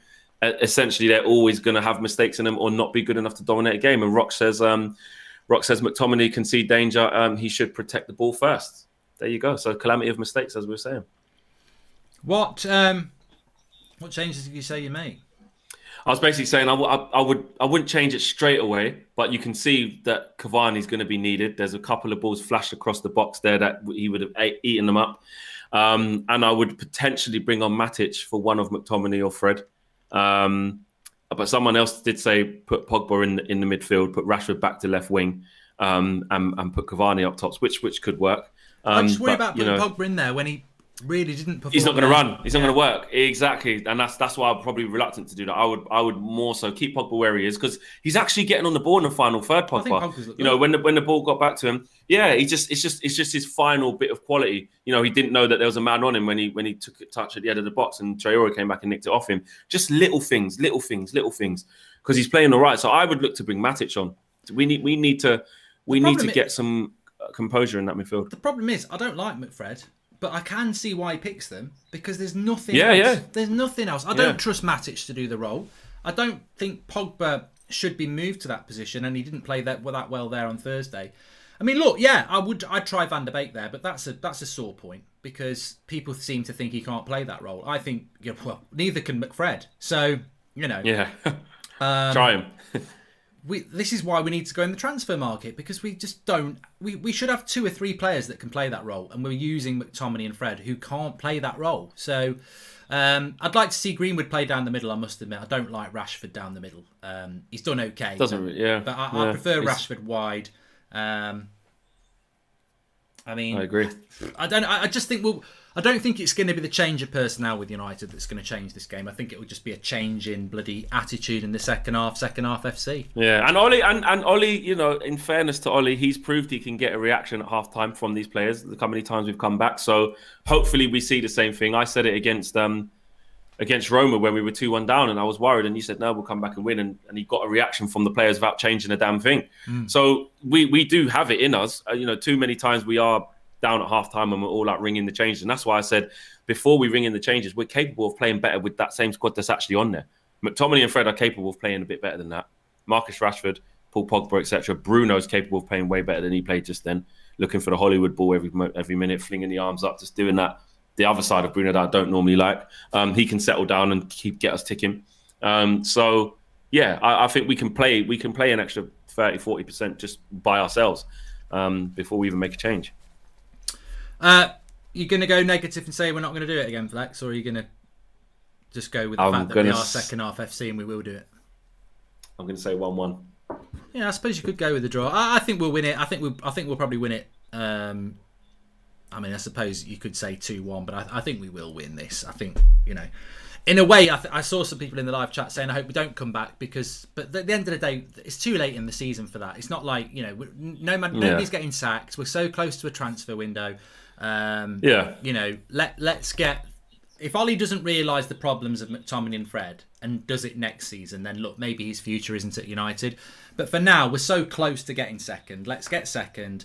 Let's get to the final, and let's win the final, and then let's buy some. If we get a draw, exactly. If we get a draw today, it's not the worst considering the schedule's awful. You know, like you said, there's only 2 games since the last game. You know, there's another game on Tuesday. So if we get 2 draws. It's not the worst. It's not the worst. No, I mean, we put ourselves in a decent to me, position. it's about the summer. We've got to buy a midfielder and a centre back in the summer.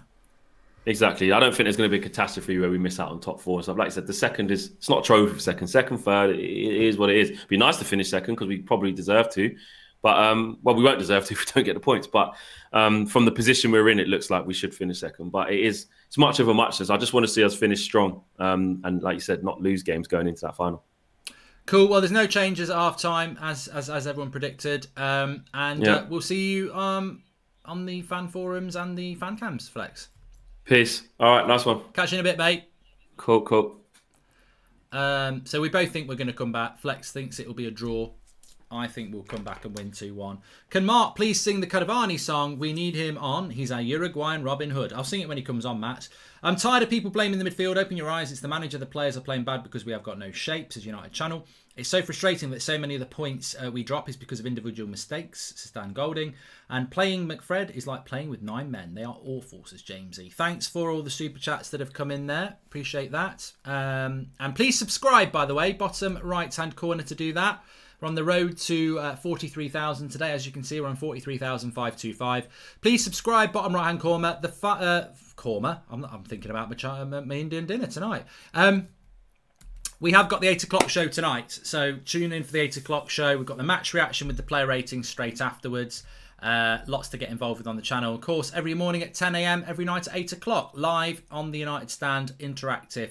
Lots going on, and obviously lots going on off the field at the moment with this whole reform that United fans want, desperately want to get it. You know, talk of a sponsor pulling out.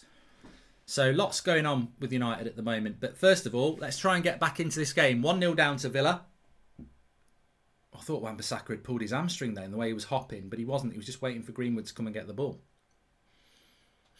Don't want to be losing players to injury.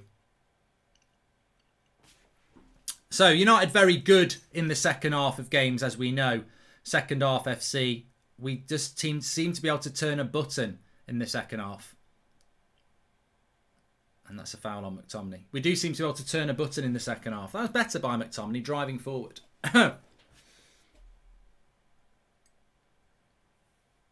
Saint says, I'm so in between about Fred and McTominay. Jesus, we need some quality midfielders. Mark, we lose City and lose away run in the Premier League, says Charles B. Here's Pogba.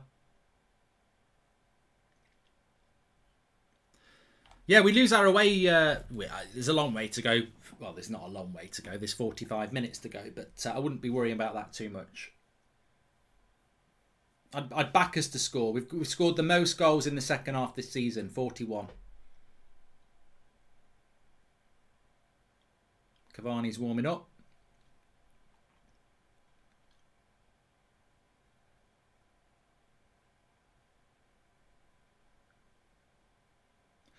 Do you think Cavani actually loves Robin Hood as well? Because he looks a little bit like Errol Flynn, who did play Robin Hood all those years ago with the little like that. And he does the Robin Hood thing. So, do you think he knows about Robin Hood?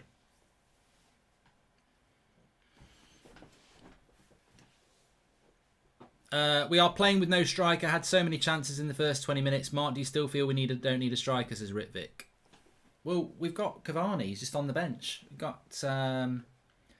there's absolutely no point spending £150 million on Harry Kane and then paying Cavani 200k a week. Nice ball in there. I don't know who hit that ball to Bruno. Oh, I thought it was in. Pogba shoots, deflects, corner.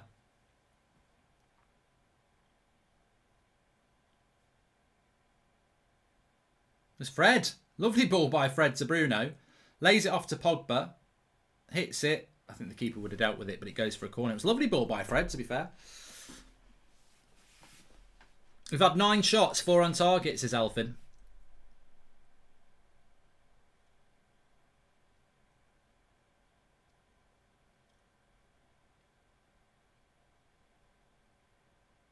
He's pushing me! He's pushing me, Scooby-Doo! He's pushing me! Doesn't speak like that, but he is Scottish.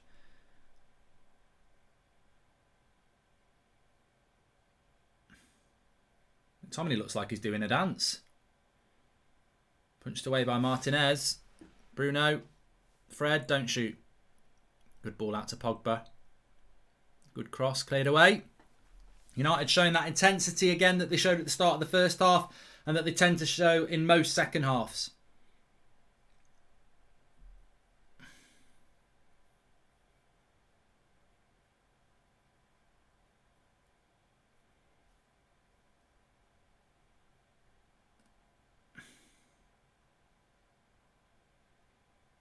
Good. Fred's played a good couple of passes here. McTominay and Fred have clearly had a bollocking at half time, haven't they? They've started off the second half much better than they did throughout the whole of the first half.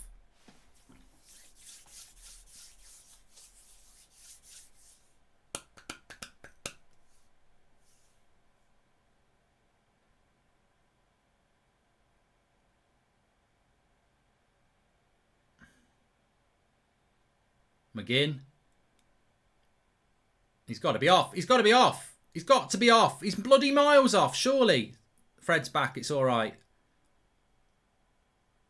Good shot. Good save. Do you think Fred plays better on his own as a CDM, says M&K Group? Not really when you think about the game against Roma. Yeah, he would have been offside there. Don't worry about that. United need to be a little bit careful on the break, though. Nice ball by Bruno into Greenwood. I'd like to see Greenwood swap with Rashford and go down the middle. I mean, we all know Greenwood's a threat anyway, but I do think I'd like to see him playing further up.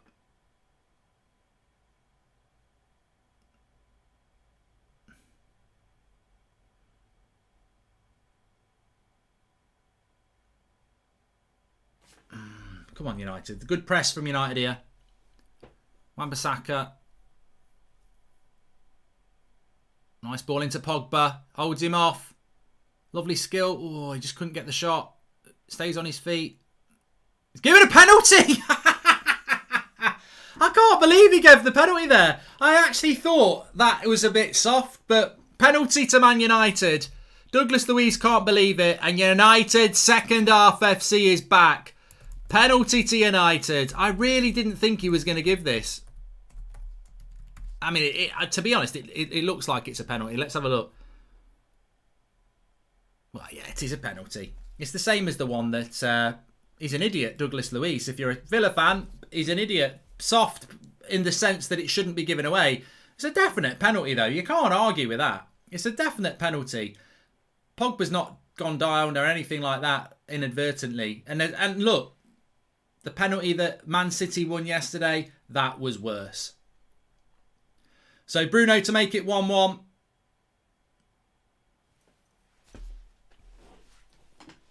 Second half FC. It is a bloody penalty. You can see he bloody goes through the back of him. He fouls him. It's a penalty. If that's in the centre of the pitch. And this is going to be 1-1 because Bruno don't miss these. Here we go. 1-1. Told you. Easy work from Man United. 1-1. Bruno. Right, let's go and get the win.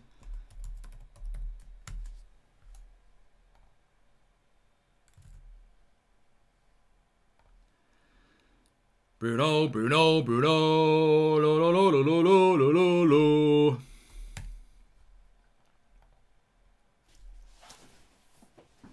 7 minutes gone, 1-1. Ollie be happy with that. Now we've got 40 minutes to go and get the 3 points.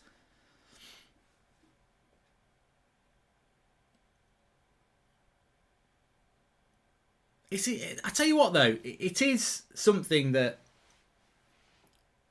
really we've got to work on next season. Like, I said it a few minutes ago, didn't I? It's like we switch a button. It really is like we switch a button. Second half, we just become a totally different side. It's like we need to go behind to become a good team.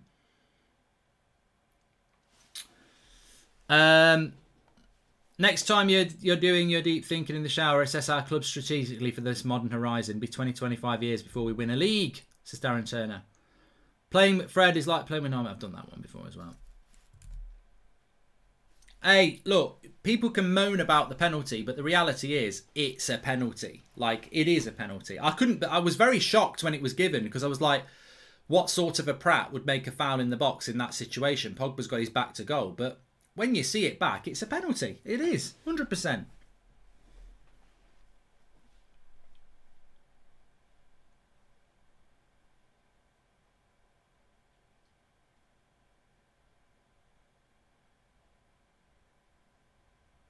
Goes for a goal kick.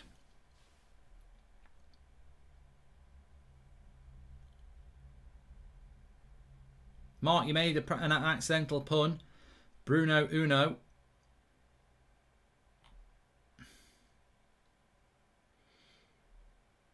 Hey, I get the fact that rival fans will be pissed off that it is a penalty. And look, I was shocked when it was given. But only because I couldn't believe that an opposition player would be so stupid to make a foul in that situation. But when you see it back, it's a stone wall.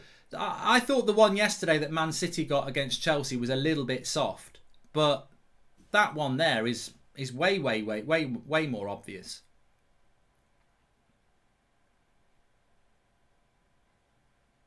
All right, got to be a bit careful on the break here, United. Oh, here we go. Pogba tracking back. Traore. Mark, it's just part of our history and DNA of our club. The amount of time we came from behind and win under Fergie, says Yazza Said.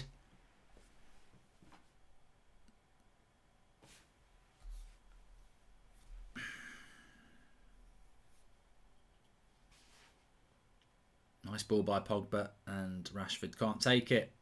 Tell you what I'd like to see. I'd like to see Greenwood go down the middle and Rashford go to the right.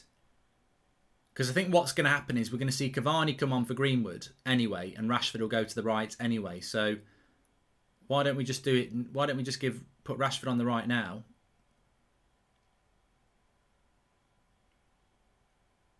And give Greenwood a little bit of time down the middle.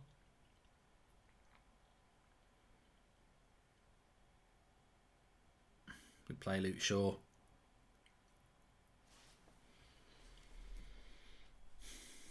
We do need the win, and we will get the win. Do you think United can beat Liverpool on Tuesday? No.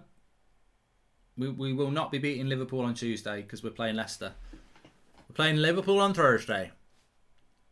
Oh, go on, Greek. Go on, Mason. Generational talent! Generational talent! 2-1. Manchester United. Wan-Bissaka into Greenwood. Spins his man. 2-1. Absolutely fantastic with that lethal left foot.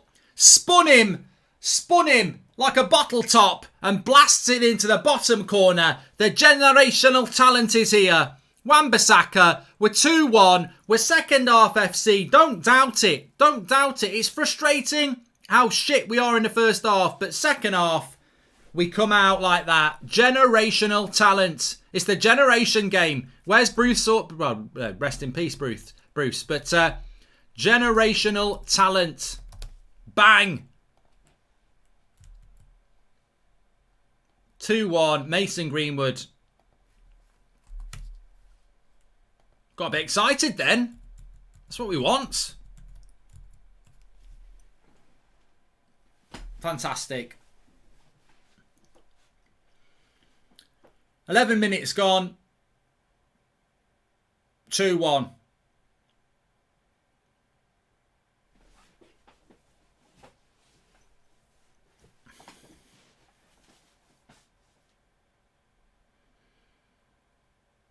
Imagine what we would be if we didn't play Lindelof and McFred.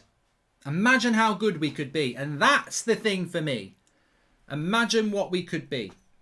We have got good players. But we let ourselves... Well, we don't let ourselves down. We finished second place. Rashford and Konza.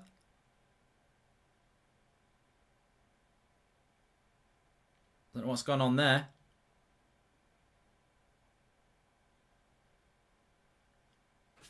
Bit going on a bit here. Look what happens when Mason is in the middle, says Stephen Pennart. Well, there's a little bit going on between Konza and Rashford here.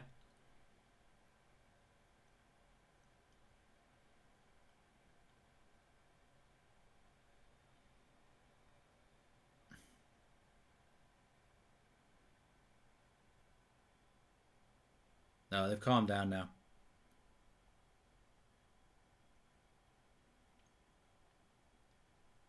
Don't know what happened. Down on the floor. I think Rashford might have done a little Goldbridge on DT there. Give him a little bit of kick on the way down. No comments. Yeah, but what I was saying is, imagine what we could be as a team. I mean, you talk about can United contend for titles? Well, if we get rid of, if we buy a midfielder, then yeah. If we buy a top-class midfielder and a top-class centre-back, then we're going to be a better team, aren't we? We finished second this year. We've shown time and time again that we can be losing to a team and come back and beat them in the second half. Imagine if we weren't losing to them because of the prats that we're playing in the midfield and at the back. You know, this is what we need to improve on.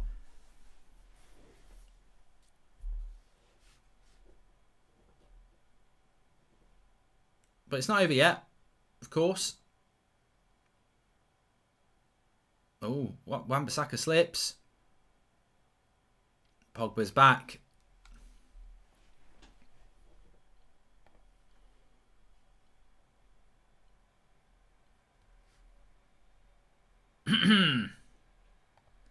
Bruno.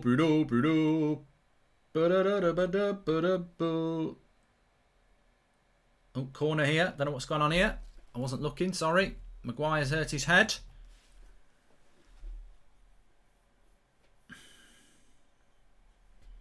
Targay with the cross. Maguire sticking his head in. Oh, he nearly scored an own goal.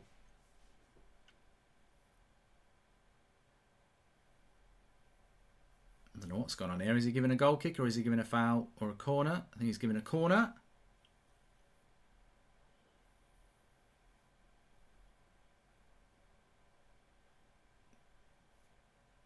He's all right. He's having a smile now. He's having a smile with Tyrone Mings. Cross comes in. Headed away by Bruno. Front post. Douglas Luiz. They wanted a handball there, Villa. They're shouting for a handball. I don't think they're going to get it. And United are on the break with a 3v2. He's looking at Fred on the back. He's found Fred on the... Oh, he hasn't. Martinez has got it. Well, Villa are shouting for a handball here. They're not going to get it. Ref's playing on.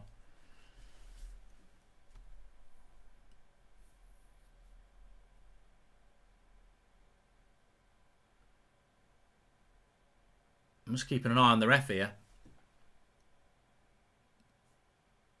No, I don't know how VAR works now. People are saying it was a handball. Well, it's clearly not a handball because it's not been given. And he would normally blow their whistle by now. So I think we're all right. I think we're all right.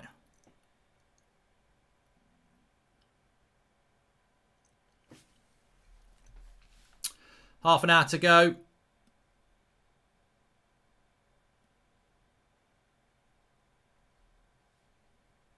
I've not seen it back yet. I mean, I only saw the first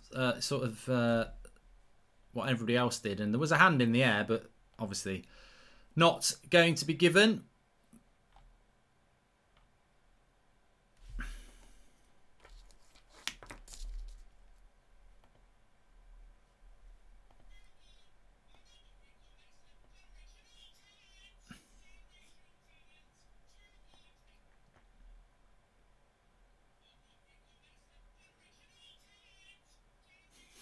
I like that. I like that celebration.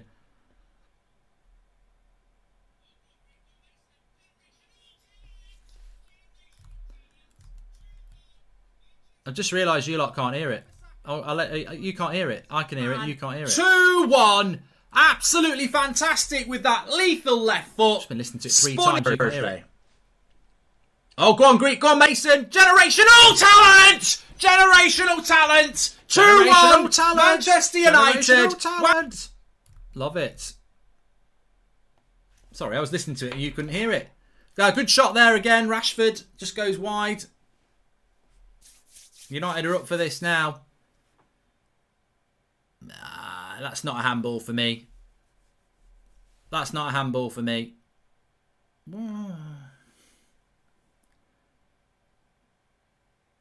They're showing it a lot on Sky. I would want that. I would want that. As a Man United fan, I would say that's a penalty, but I don't understand the handball rule. I don't understand the handball rule anymore. Remember Hudson-Odoi against Chelsea, against United? For me, that was a blatant penalty. Wasn't given. So, you know, again, I can look at that and say if that happened to United, I'd say that should be a penalty. But I don't understand the rule anymore. I would be screaming for a penalty, Archie, but I wouldn't be screaming with it with any conviction because I don't understand the handball rule. I don't.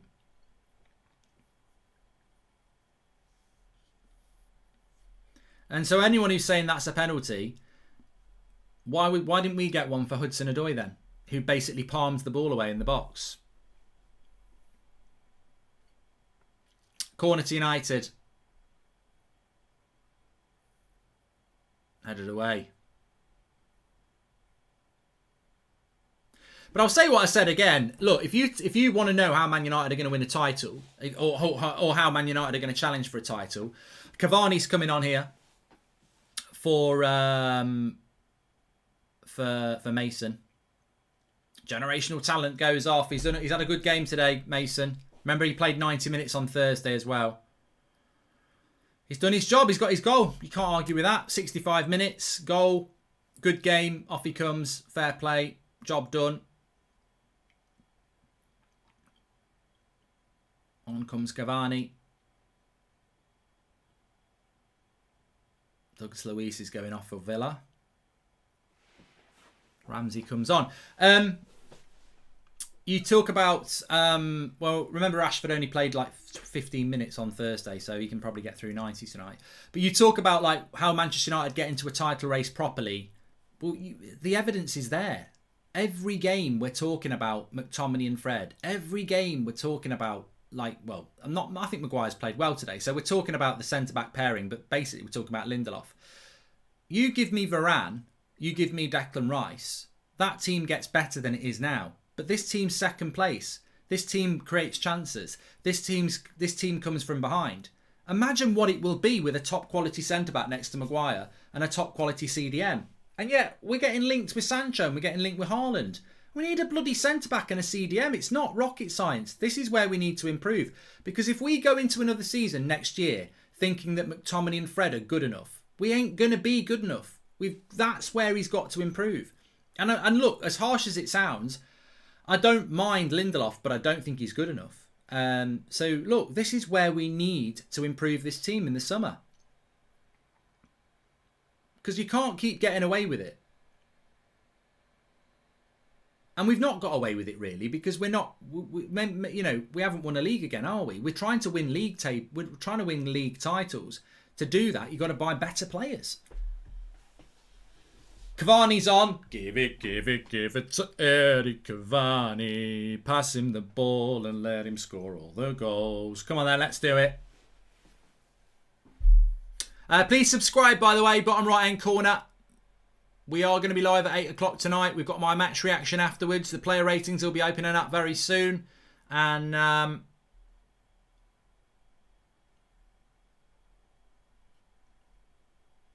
Cavani's on for Greenwood. I'll change that for you now. Yellow card here. I think he might have booked Harry Maguire. Da da da da da da da da da da da da da da da da na na na na na na na na na na. Na na na na na na na na na na na na na na na. Hey, 20 times you must be. I tell you who's a wanker. You're a wanker because you must be a complete thick wanker to think you're ever going to catch me out with that. I feel sorry for you that you wasted £2 to try and catch me out with that.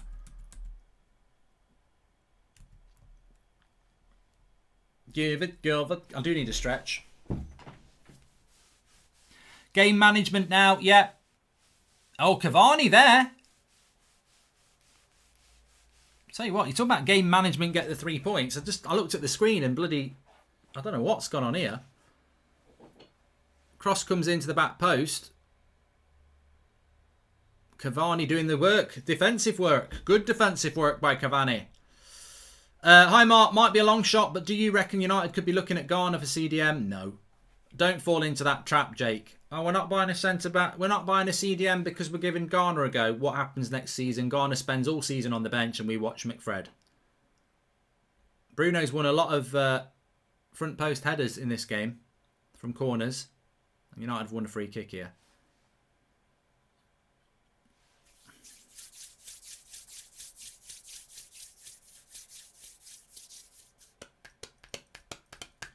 Bruno's hurt his head.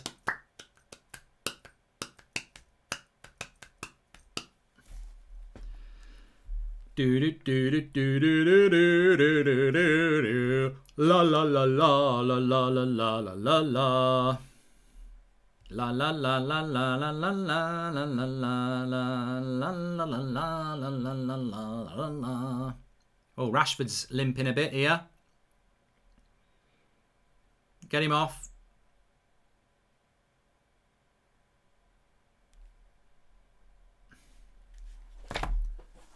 That'll be all right. He's all right.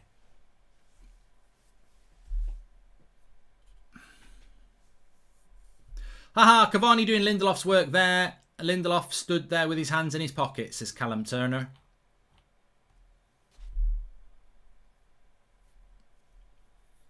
You can't just take Rashford off every game, though. I mean, he literally did only play 15 minutes against Roma, so giving him 90 minutes is not a bad idea. He's not happy, though.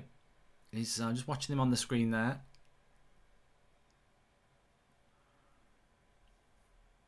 Mark, it's my birthday today, says AJ Singh. Happy birthday. Thank you for all the content and the support the platform has given us a lot during these hard times. Could you call me a prat for my birthday? AJ, if you want to be called a prat for your birthday, you're a bit of a prat. Hi, Mark. Does Pogba and Shaw have a better understanding, or Rashford and Shaw? This game so far shows that Pogba and Shaw together looks more balanced, says Nayagan. Yeah, I think Luke Shaw and Rashford definitely do have a good understanding, but you know, Pogba and Shaw have played with each other for a few years now because you know, Pogba has played as the left-sided midfielder, so they do have an understanding. Rashford, wild cross that, but it does find its way to Luke Shaw. Bruno, blocked.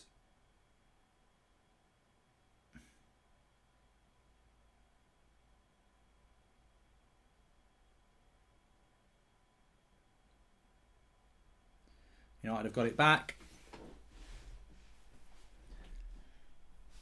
What's your favourite flowers, SS? I'm not really a flowers person, really, but I'd probably say rose. Kissed by a rose on the grave. Maliki says, Ahmad time. You'll be waiting a long time because he ain't even on the bench, mate. Might be Matter time.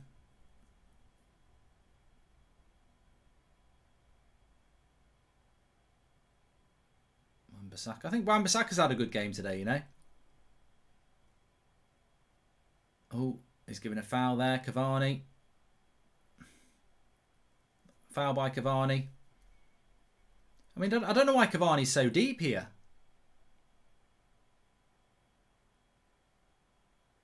I don't know why Cavani's come so deep there.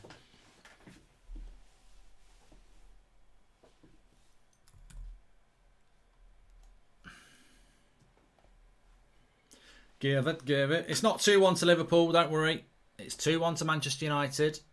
I'm on the wrong screen again. Well, Harry Maguire's in a bit of bother here. I don't know what he's done. I think he's banged his head.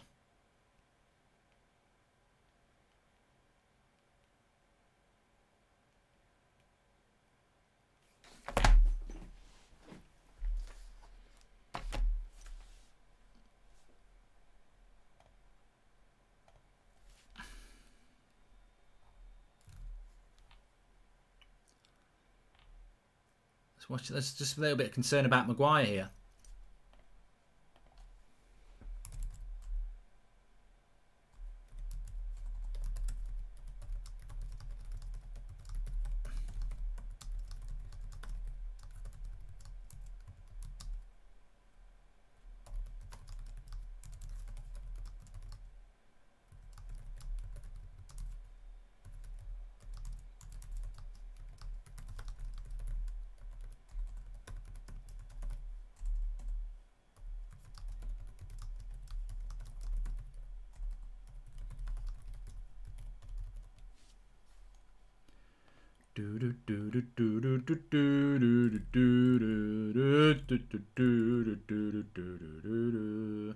Give it, give it. Pasta with melted cheese or burger and chips, is Niraj. I'll go with the chips, thanks.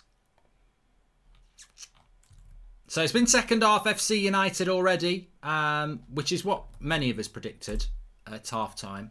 As much as it was disappointing to concede that goal, and it was a fair reflection of the half, the reality is that Manchester United always had the quality to come back into this game and has come back into this game. I'm just dropping the player ratings into the chat.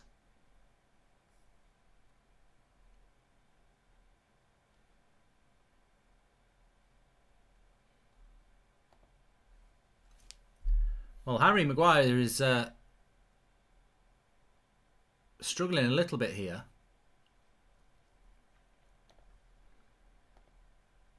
I mean, probably shouldn't be playing against Leicester in midweek anyway. Player ratings is up on the website. Mark every player out of 10, 6 being the average. Looks like Bay's coming on for Maguire here. I thought it was a head injury, but it looks like it's actually he's hurt his leg. No, Bay's going to come on. Maguire doesn't want to come off. I think he's going to be all right. But yeah, you can mark every player out of 10, 6 being average, put a star next to your man of the match. Player ratings is open now on the website, or you can go through the link in the video description. Shot from Villa over the bar. 15 minutes to go. Southgate still won't pick Greenwood, but Kevin, I mean, I'm not massively bothered if Greenwood goes to the Euros, because he won't use him. If Greenwood goes to the Euros, is he going to play ahead of Harry Kane? No. Is he going to play ahead of Rashford or Sterling? No. So, you know. But Maguire's come back on here. No, he's gone down. He's come on the pitch to go down.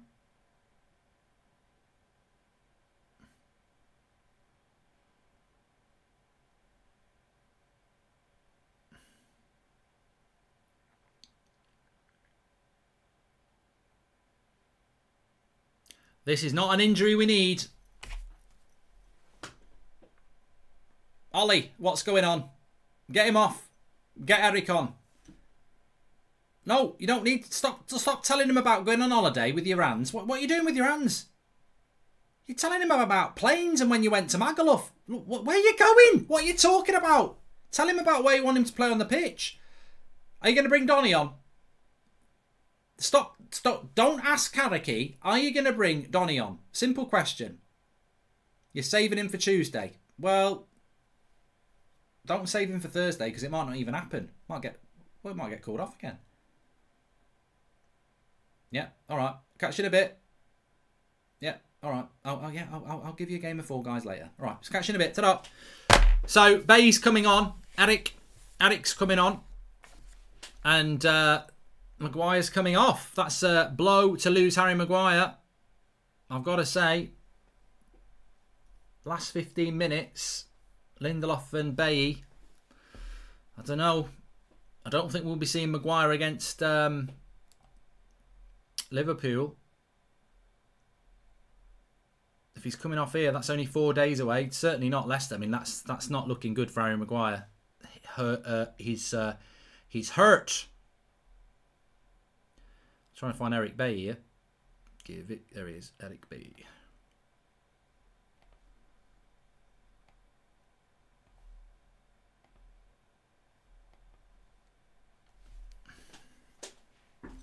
So we've got about 15 minutes to go in this game. We've had a few challenges. Luke Shaw's just gone down injured there. Not injured, fouled. Yellow card for McGinn.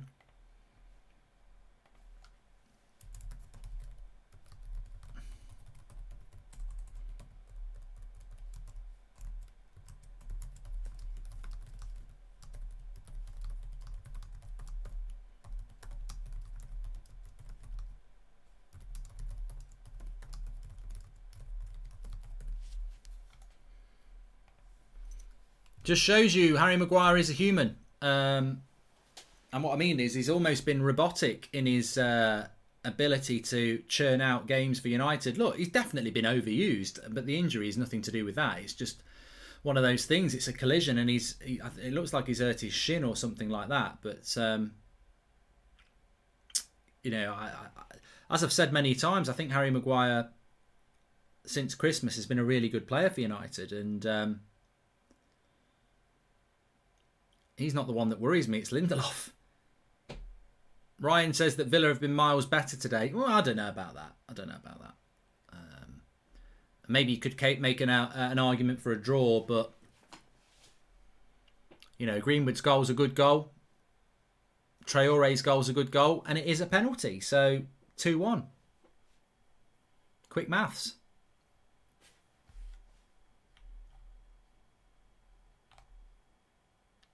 I think Pogba's captain.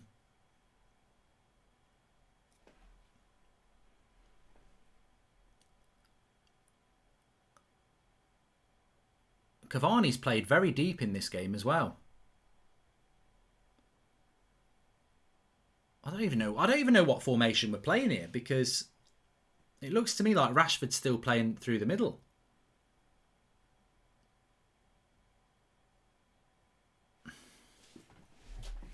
Yeah, Pogba's captain when Maguire's not. It used to be Bruno, but it's been given to Pogba.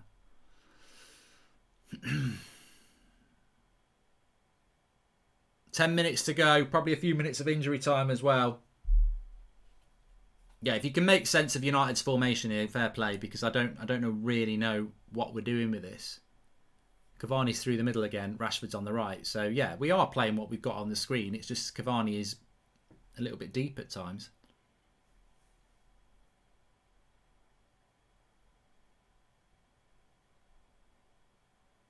Of course, Arsenal will be very happy because Villa go above them if they'd won today.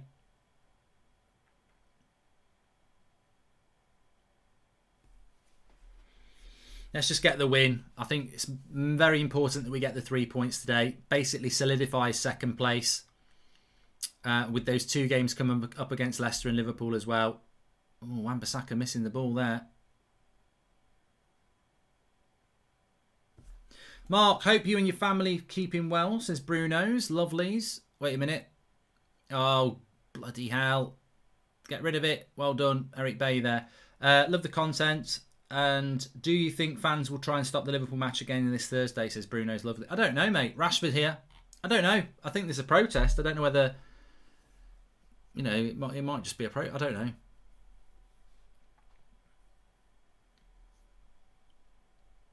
Harry's record is unfortunately over. Well, it should have been over on Tuesday anyway. He shouldn't be playing 2 games in 2 days. So, you know, I don't want to see any of these players playing on Tuesday. You know, Bruno's not come off after an hour, has he? So, oh, he's done it again, Lindelof here. Lindelof's a bloody liability there. He's been bullied off the ball as a centre-back. You can't do that. He's like literally been bullied off the ball there. Injury time equaliser for Villa, says Shivan. Been that type of game. Wan-Bissaka doing the work. But look, you cannot have a centre-back being bullied off the ball like that. He's absolutely bullied him. And thank God for Wan-Bissaka here. And I think Wan-Bissaka's been low-key man of the match. Brilliant today.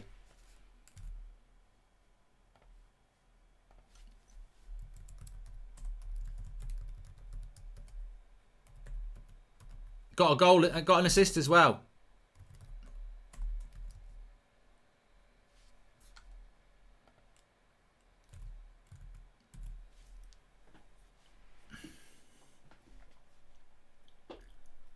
Ten minutes to go.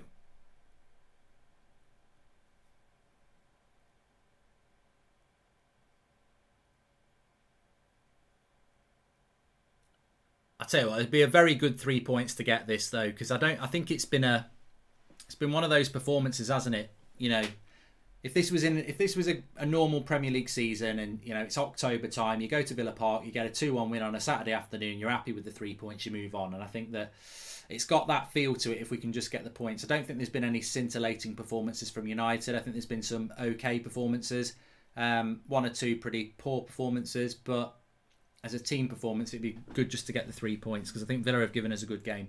Linda Soft says, I am V Pete.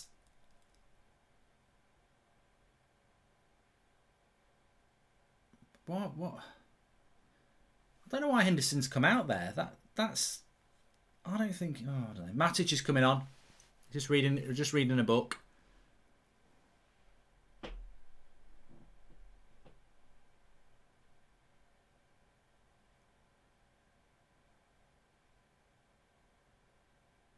Big throw. Target. Ooh, fucking hell, he hit that. Good block. I think it'll be Matic for Pogba. I think he'll go 3 midfielders. Park the bus. Which I'm not opposed to at this late stage. I'd park the bus. Get the 3 points. I think Villa. It's a close game, innit? Keep your away record in the league, which we'll keep anyway now, to be fair.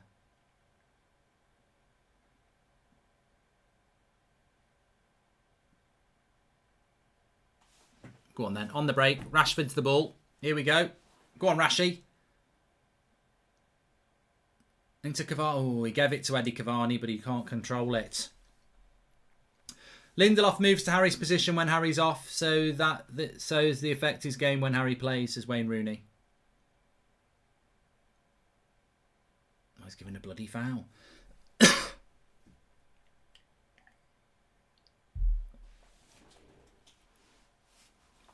So Matic is coming on. And it's Bruno. Told you. I wonder if he'll dare to play.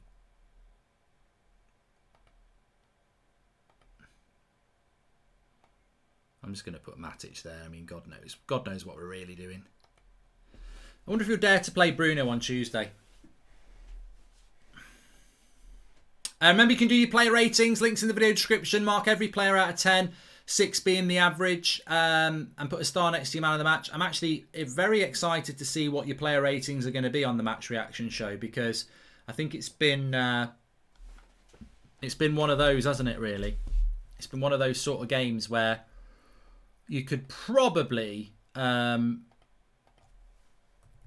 be generous or not so generous for some people. So I'd be interested to see what your player ratings are. Got about 5 minutes of time to go before we get to added time. 2-1.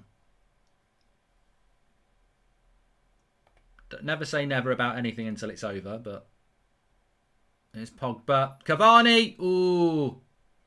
Well, Cavani wants a handball. You're never going to get it because they wanted a handball and they never got it. So I don't think they'll be given a handball.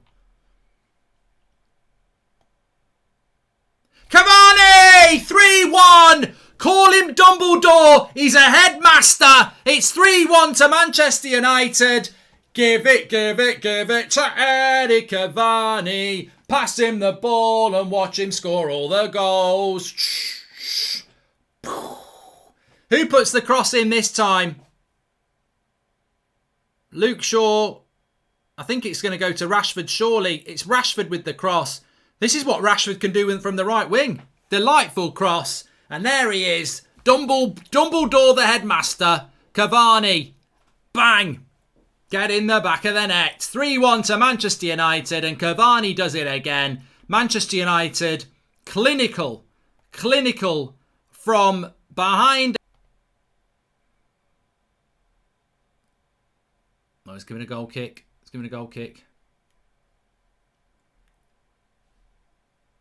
I thought we were going to give a penalty. He's going to book Watkins for a yellow card.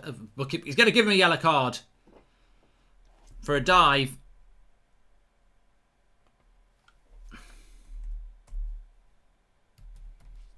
It wouldn't matter anyway.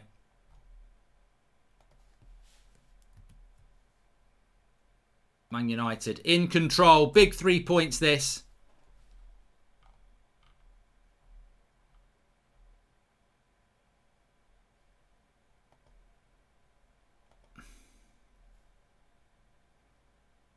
Yeah, he's already on his way down. Trying to win the penalty there, Watkins. Maybe there was a little bit of... I don't know. The ref's made his decision. Oh, he sent him off. He's off. Oh, shit. Didn't realise.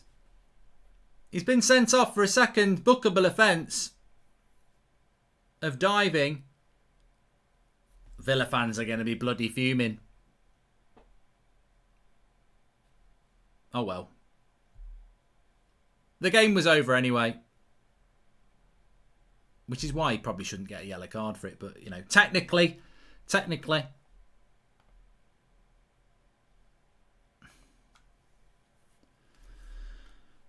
So we're just about to hit 90 minutes here. Another big win for Manchester United. 3-1 from a position of being 1-0 down at half-time. Cavani, Greenwood with the goals.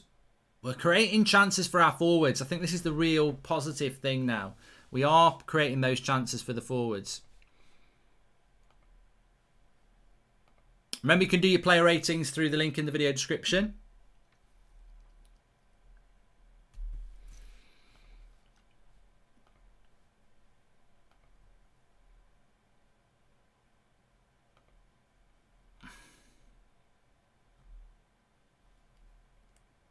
6 minutes added on.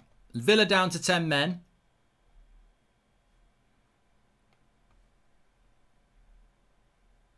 Lovely cross by Rashford. It shows you what Rashford can do from the right, actually, you know. I'm going to talk about that in the match reaction, actually.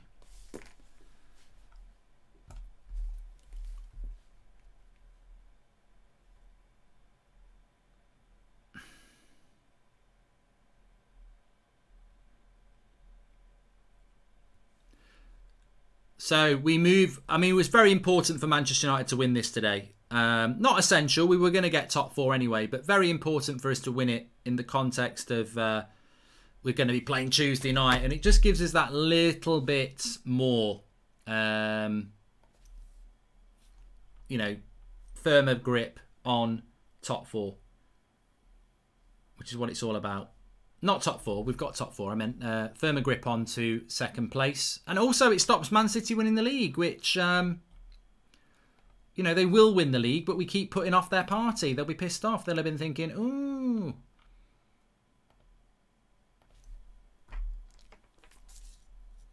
Let me just play you this back. I do like to listen to the celebrations. On to Manchester United. And they never got it, so I don't think they'll be given a handball. Cavani! 3-1! Call him Dumbledore! He's a headmaster! It's 3-1 to Manchester United. Give it to Eddie Cavani. Pass him the ball and watch him score all the goals. Who puts the cross in this time? Rashford. Marcus Rashford.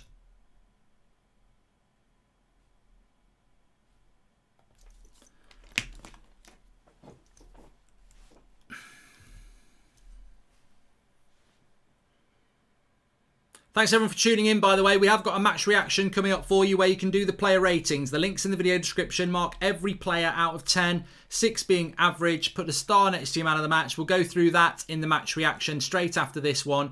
Please subscribe, by the way, bottom right-hand corner. We are on the road to 43,000 today, so bottom right-hand corner to subscribe. We have got an 8 o'clock show tonight. We don't always do an 8 o'clock show on a Sunday night because if the game's at 4:30, by the time everything's done, you know, there's no point. But we have got an 8 o'clock show tonight because there's a bit of a gap between the end of the game and 8 o'clock, and obviously every morning at 10 o'clock. So get involved with the channel, subscribe, bottom right hand corner, and of course we've got Leicester. We'll be doing a preview for that tomorrow because that's coming up.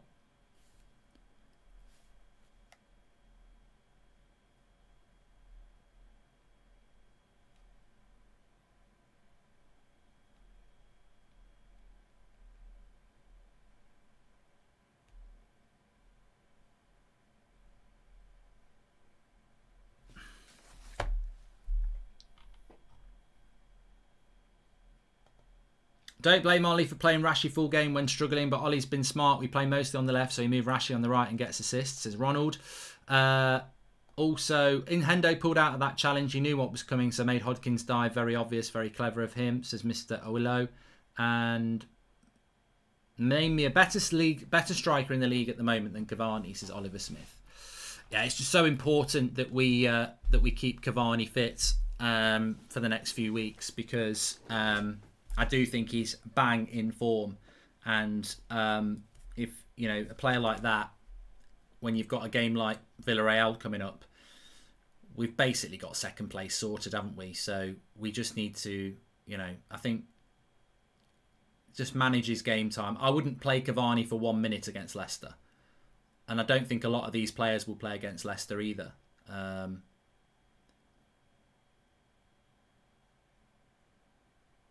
Nice ball by McTominay. I've got to say McTominay and Fred have been a lot better second half, but I don't care if they play like Xavi and bloody Iniesta second half. They're too big of a problem in the team. Like, going forward, they've got to go. Maguire was substituted because he got injured. So, yeah, no Harry Maguire. He's gone off. We'll have to see what happens to that. Do you still think we'll get to 75 points? Yes. What are we up to now? 69? So, yeah, I do. I do.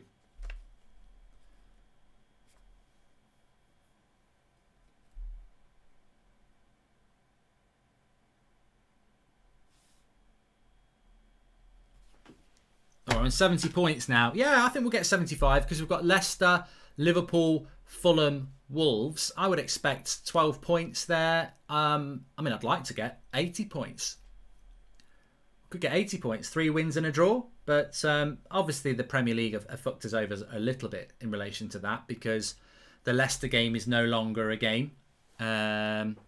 So, you know, I'm not...